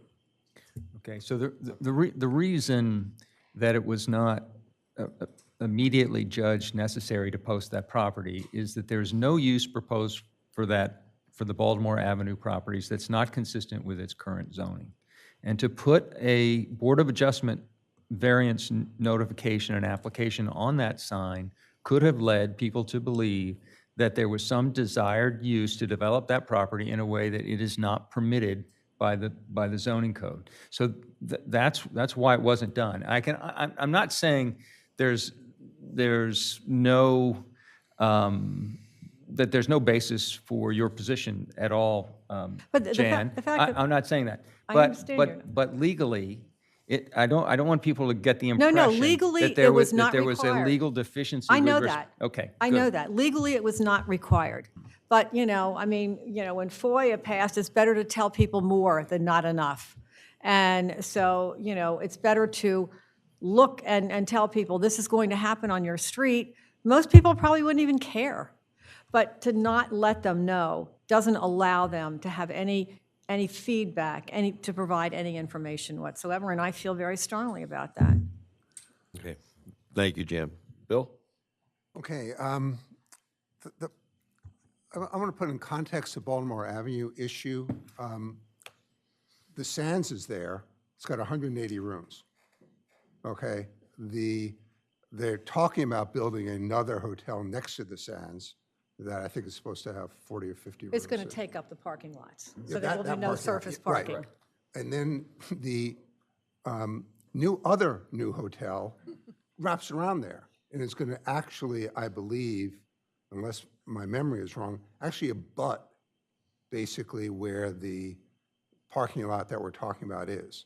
So, There's another hotel right next to the parking Yes, lot. yes. Yeah, there's but a hotel but that's occupied. It's yes, occupied. which is going to be knocked down.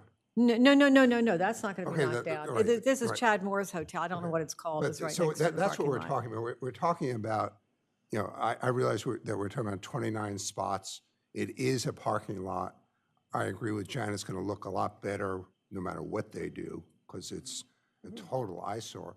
But in terms of the street, you know, and just, you know, responding to Mark's question, you've got a 180-room hotel. You've got a new one that's going to be across the street. You've got the entrance, I believe, on the number 2 is going to be also on Baltimore. So it's going to have a, you know, this is to me a pretty small addition to the traffic that already exists on Baltimore, which is why we've got a task force to deal with Right, a Baltimore and streetscape. Wilmington for a lot. And you're going to have the Beach Patrol is at the end of that street as well. So the addition of 29 cars moving, how often they're going to move, strikes me as a reasonably small effect on Baltimore compared to everything else that is going on Baltimore, which is really massive. So I'm not particularly concerned that that's going to be something that we would particularly be concerned about, given what the other traffic already is. To me, what this is adding 13 rooms to a hotel, because I think that's what we're talking about, 94 to 107, in return for a reduction in the size of the underground garage. And I'm not an engineer, but I guess I personally feel better with a smaller underground garage and one that's got a 10-foot barrier to the existing foundations than something that is otherwise there. If we don't grant the variance, they can have a 96-slot underground garage. They're going to have to comply with federal, state, and local law, deal with the geophysical report, but it's going to be a bigger garage, and they've got the right to do that, given what the Planning Commission has approved.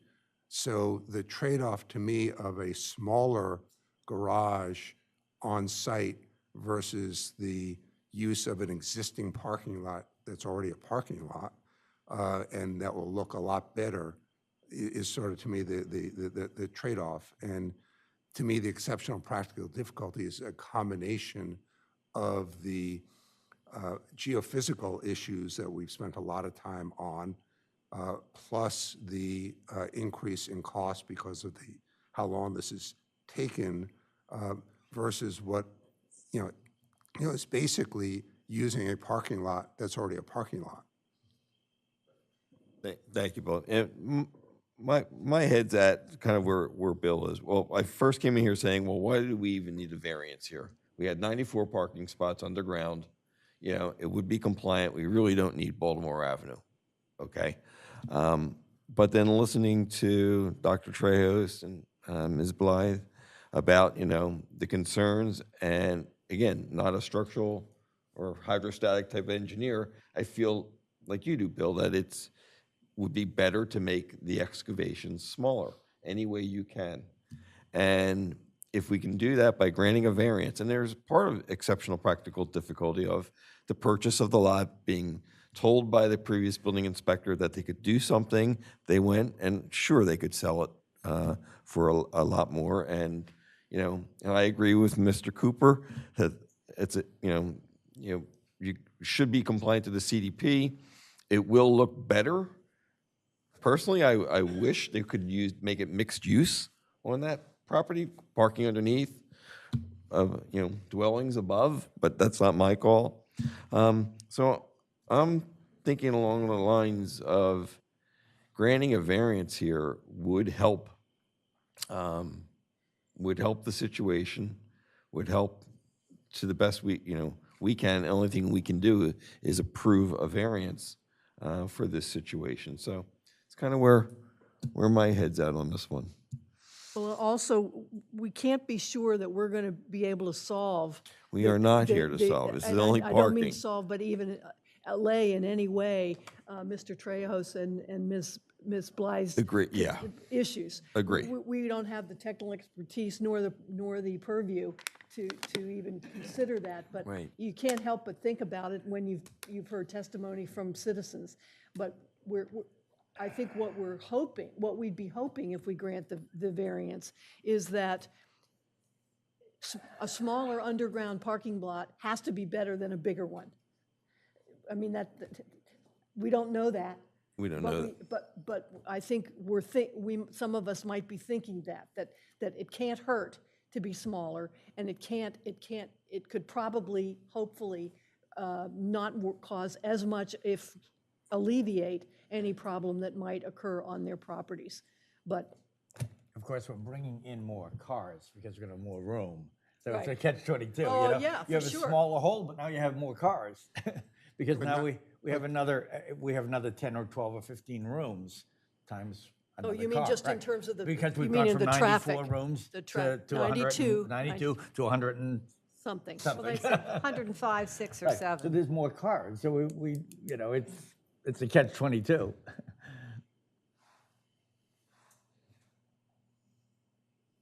So, anyone want to make a motion here? I just want to say, I sort of feel very uncomfortable voting on it, even when it hasn't been. How so? I know it hasn't been in the paper, it hasn't been publicized, it came out of nowhere. We didn't even have the opportunity to think about it prior to today. I'm wondering if it's something that we ought to renotice and vote on it at a later date. Yeah, but which aspect are you, because The parking lot and the effect it would have on the neighbors. I'd love the neighbors, as Jan said, to know that what's happening over there and give them the opportunity to speak, to attend a meeting today and speak. Okay, They may not. I mean, they may not. not. And I'm aware of what the street looks like, believe me. You know, I walk it all the time. And when you get down at that end, you've got the Atlantic Sands or whatever the hotel is there. And where the parking lot is and where Jam used to be, that's going to be torn down, and that will be part of the hotel if they keep. But there are people that have condos on that first block of Baltimore where the church, you know, where Clear Space is. There's people that lived in this house right next to the parking lot. There are people, I don't know what the Lord Baltimore is, maybe. I mean, it's some kind of inn or something, you know. You know, these notice requirements are not optional. So if the applicant wanted to utilize that property in a manner which is not permitted by the zoning code, then the neighbors would have been, we would have had to give them notice that there's a proposal here to use that property in a way that is not permitted under the code.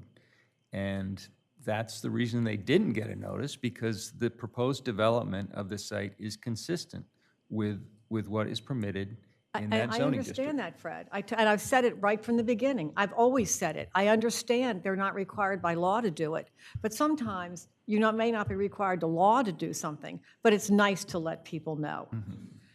It's just a nice thing to do. But does that change what we're voting on? No, I it agree. doesn't, but it may change my But let me feelings. ask, Jan, it is, I mean, maybe this helps, maybe this doesn't. It is a parking lot, and its proposed use is a parking lot. I'm Right, Barry, yeah. I'm not dumb. I'm deaf or But I'm blind. just- I know that. But I get the point, yeah, you know. I know that. Hey, Baltimore Avenue, this is what's happening. I Right, get right. that. Can we talk a little bit more about whether this is a want or a need? I'm thinking, again, that this is more of a want to having more rooms than it is needing to have more rooms. What do you all think? Well, we heard testimony that the need is because of construction costs going up. So therefore, Right, construction costs have gone up over the past 5 years, no doubt. Yes, but they've also so come down haven't a the little room bit, rents. too. So I believe their income has gone up during that same amount of time to justify the additional cost. They've shown us no financial papers whatsoever. We've had no financial argument made. I'm looking at this as sort of a backdoor way of getting more rooms. Well, they don't know what their financial will course, be but- at this point. I just want to know what you all think of that. well, I'm thinking what Mark's saying, and we have seen, again, we don't weigh one Board of Adjustment against another, but we have seen cases where we've been presented with financial data. Right. But I don't think they have any. I mean, the other place did have a lot of financial data. At this point, they don't have any guests. They don't, you know.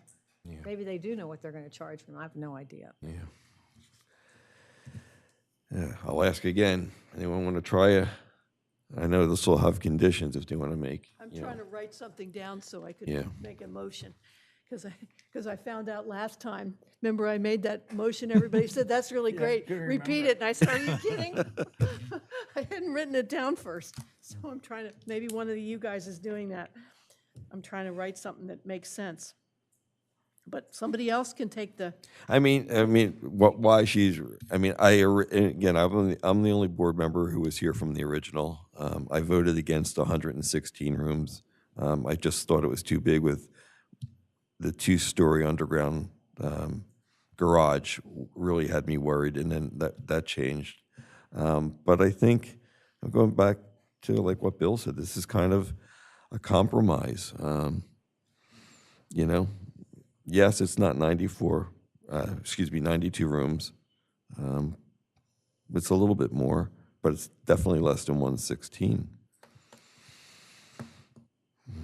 I'm almost, They asked for was up to 107, right? Correct, 107. And it was 94, so it's 13 more. You're right. And it's No, still, I'm sorry, it was 92 rooms, Bill. Was it 92? 92 rooms, 92 94 rooms. spaces. One at a time. yes, Thank you. I've got it right here. Yeah, 92 rooms, Yeah, 94. thank you. 92 not rooms, 94. 94 spaces. Okay. I'll try if you want. You want me to Okay. try? Mm-hmm. Okay, here's my trial. I move we grant the variance to allow off-site parking at the Baltimore Avenue addresses of 10 to 12 Baltimore Avenue at parking lot of up to 29 parking spaces. This would be as long as the underground lot on, do we say, is that on Wilmington? Is that the address? Or what we say, or the underground lot under the Of the hotel? hotel site. Okay, just a minute, underground lot at the hotel, There are multiple lots, so yeah. Is reduced to at most 78 spaces, allowing at least 10 feet, a 10-foot buffer between neighboring properties. so Is it's, that anything, Fred, or is that so too? I think the buffer issue is that the walls of the parking garage will not be closer than Okay. 10 feet to the Trejos or Blythe properties. Okay. So okay, so, Edie, can I make a recommendation on that one? So we are granting a variant, we would be proposing a granting of variance of 270-35. oh, yes. And yes, I think the primary issue of that granting is the allowance of a reduction of the required parking spots underground, and then you supplement that with, then you move to your remote Okay, site parking. okay. Well, does somebody else want to try it, or should I write it out again? And You're fine. You're good. oh, thanks. Try again. Don't blow it. All right.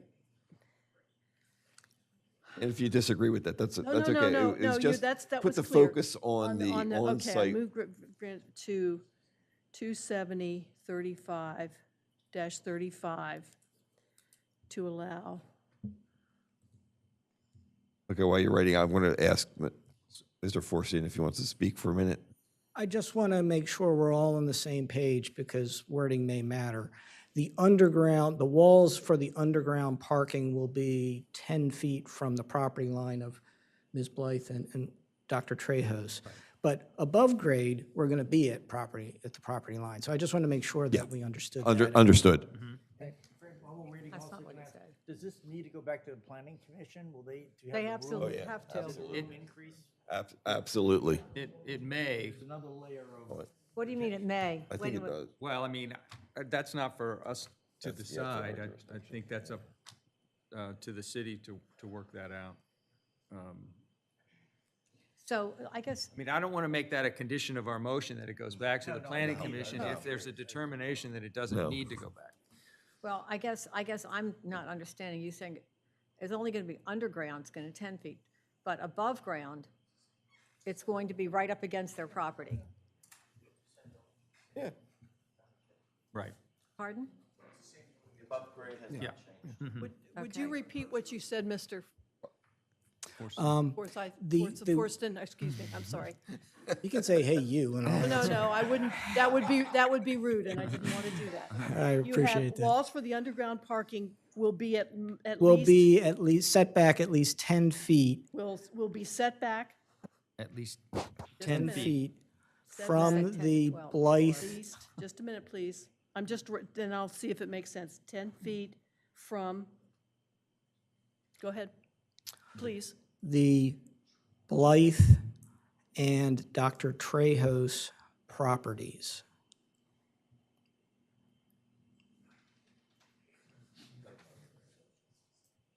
But the building at grade and above will be the same. The only thing we're dealing with is the We don't have underground to mention that, though. Yeah, I know.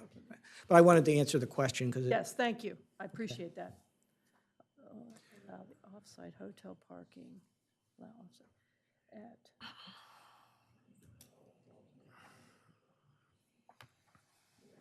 29 parking spaces. All right, I'll try again and see what you folks think. I move that we grant a variance of 270-35 to allow off-site hotel parking at 10 and 12 Baltimore Avenue for up to 29 parking spaces, as long as the walls for the underground parking will be set back at least 10 feet from Dr. Treos and Ms. Blythe's properties. And at most, and the underground parking lot will be reduced to at most 78 spaces. Okay, and Fred has just given me with a maximum, Number of hotel rooms. I'm gonna have to, maximum number of hotel rooms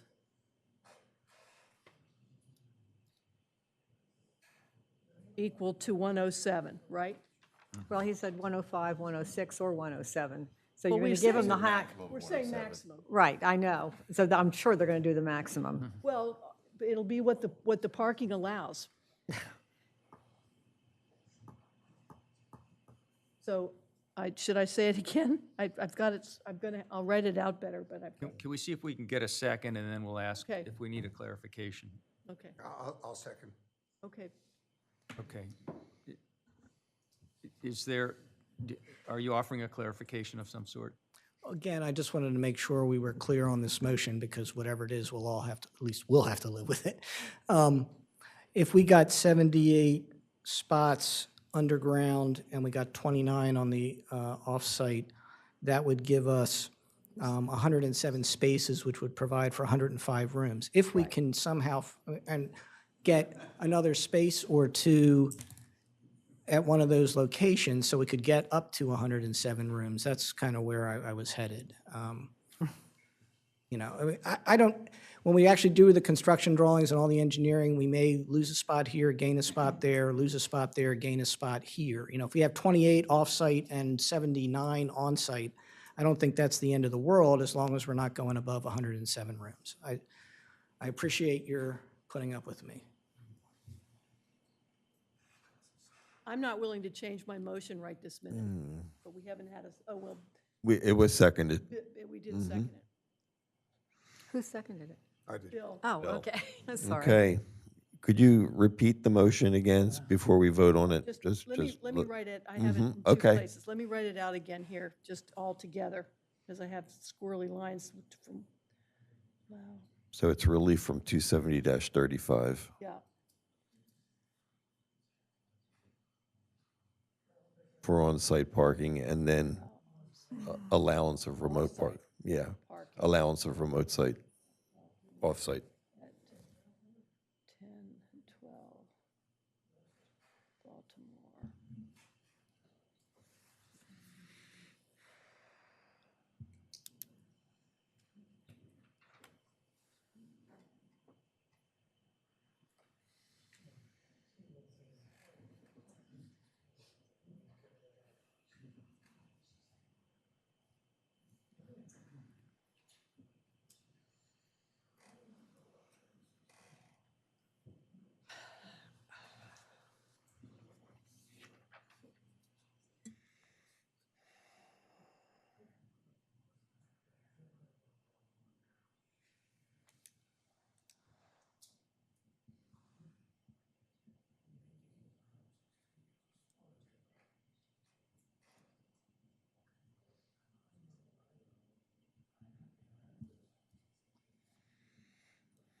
Almost.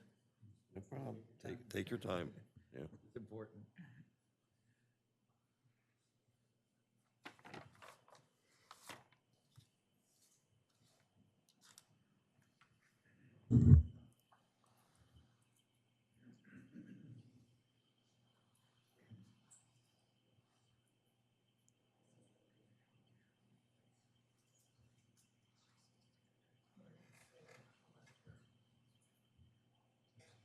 And when the board votes on this, I'd like you to go through it based on the 4 quick check factors, please.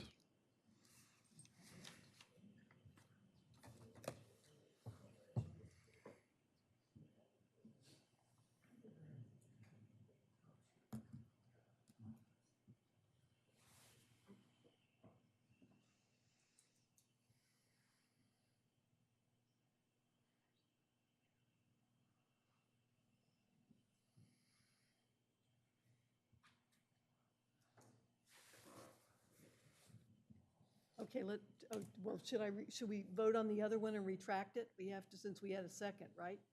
You're restating it. You're being Just asked to restating it, yeah. All right. If you're changing it, then we'll have to deal with that. Okay, well, see what you think. I move that we grant a variance of relief from 270-35 to allow off-site parking at 10 and 12 Baltimore Avenue for up to 29 parking spaces, as long as the walls for the underground parking area at the hotel will be at least 10 feet from the Trejo and Blythe properties, and also that the underground lot at the hotel is reduced to at most 78 spaces. And what about the number of rooms? That was Oh, supposed to be yeah, included. sorry. And then okay, right. With a maximum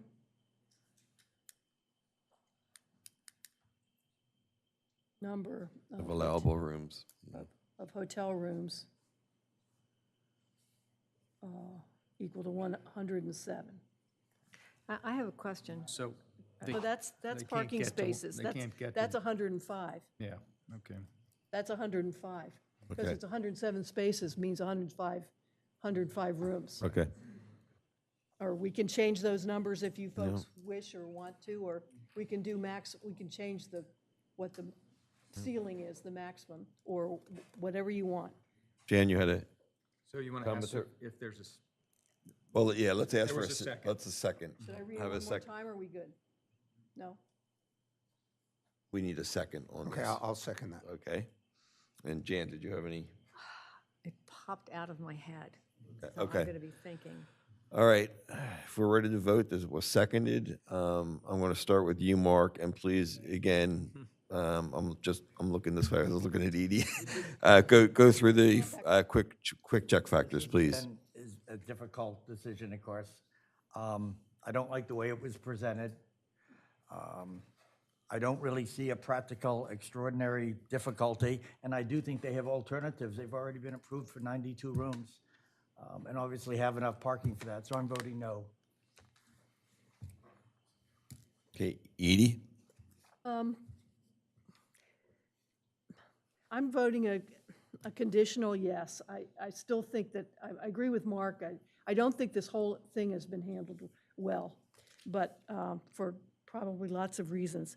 But quick check factor number one, nature of the zone, as I mentioned earlier, it's a no-brainer. Character and use, it's already a parking lot, as Bill reiterated. The effect on the neighbors, we don't know.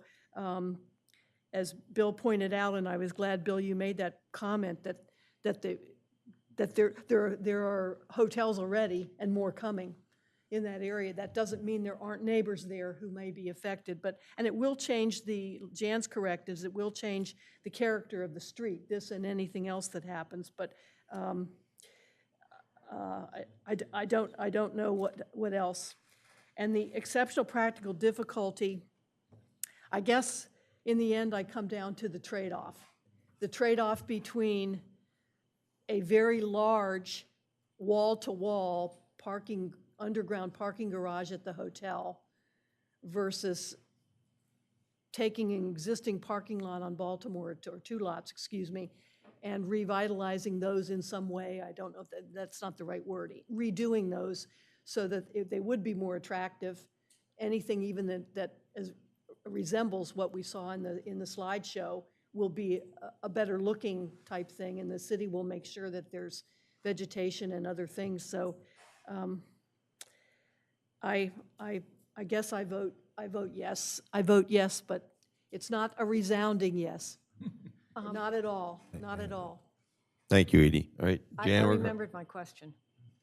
What if they can't get 29 spaces in It's that at parking? most, maximum. Then they have to just reduce the number of Yes, rooms yep. to fill the spaces? Yep. Okay, all right. All right, Jan, your thoughts against the quick check factors? Okay, my thought is that we have bailed the city out before when a mistake was made and given somebody a variance. And the notice was not appropriate, in my opinion. This is the notice for the meeting, asking for a variance. The application wasn't filled out correctly and the notice wasn't correctly given. And I'm not even talking about the Baltimore owners. I'm talking about the normal notice that you would have.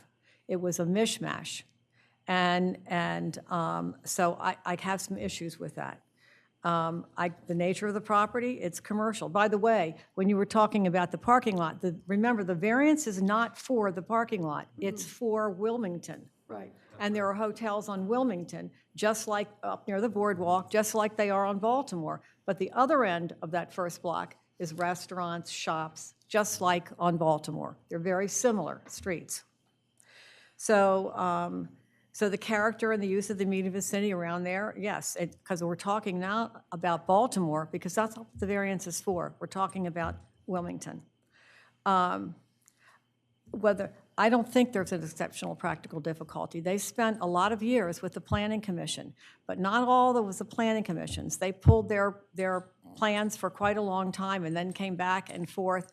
And so I think this is a want.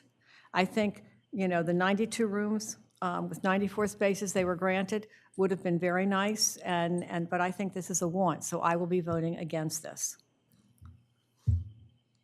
Okay, I will vote in favor of the motion. I understand the issues on the notice. On the quick check factors, the third on the effect on the neighbors, whether it's Wilmington or Baltimore, is seriously affect the neighboring property. I don't believe that granting this, or granting the variance seriously affects in a negative way the neighboring property, whether it's Baltimore or Wilmington, both of which have got large numbers of hotels and, as we said, large numbers of parking lots, actually. And as Mr. Forson said right from the beginning, the desire here was to not have on-ground parking on the boardwalk, and that's really a lot of what this is about. And I think we are all better off not having on-ground parking on the boardwalk. On the fourth factor, the exceptional practical difficulty, again, that is exceptional practical difficulty for the owner with respect to their efforts to make normal improvements to the property. Given the various issues here of the water table, as I said, not wanting to have on-ground parking, the length of time that it's taken to approve this through, I'm not going to ascribe blame to anybody. It's a very difficult process and a very large investment. I do think that allowing the addition of 15 more rooms in return for a material reduction in the size of the underground garage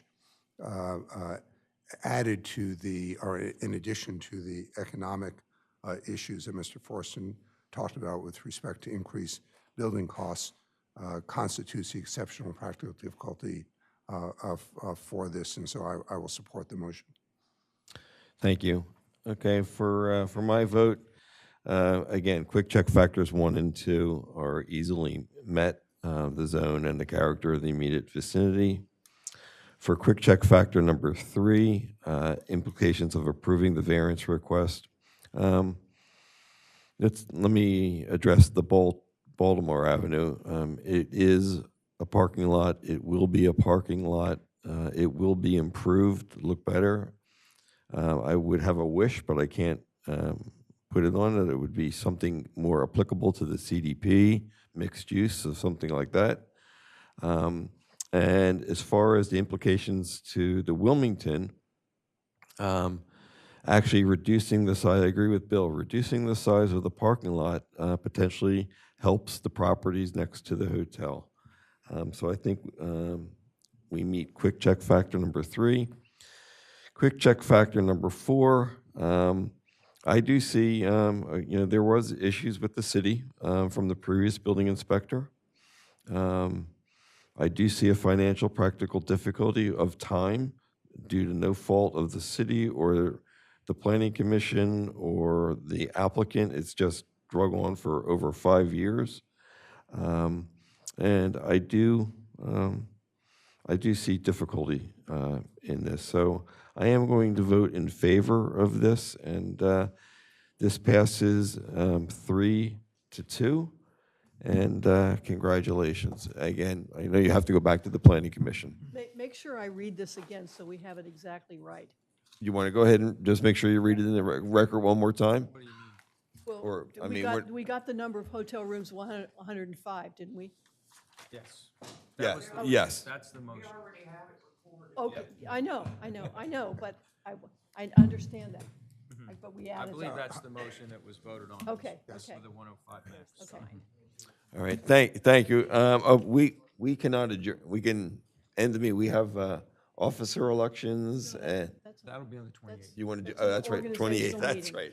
We had some Thank dates you. to discuss. No, that's the That- organizational We're going to meeting do in that on the October. 28th, yeah, my mistake. Yeah, our annual- Thank Oh, you. that's right, we have to do this again. This is Thank you, everyone. a single issue meeting.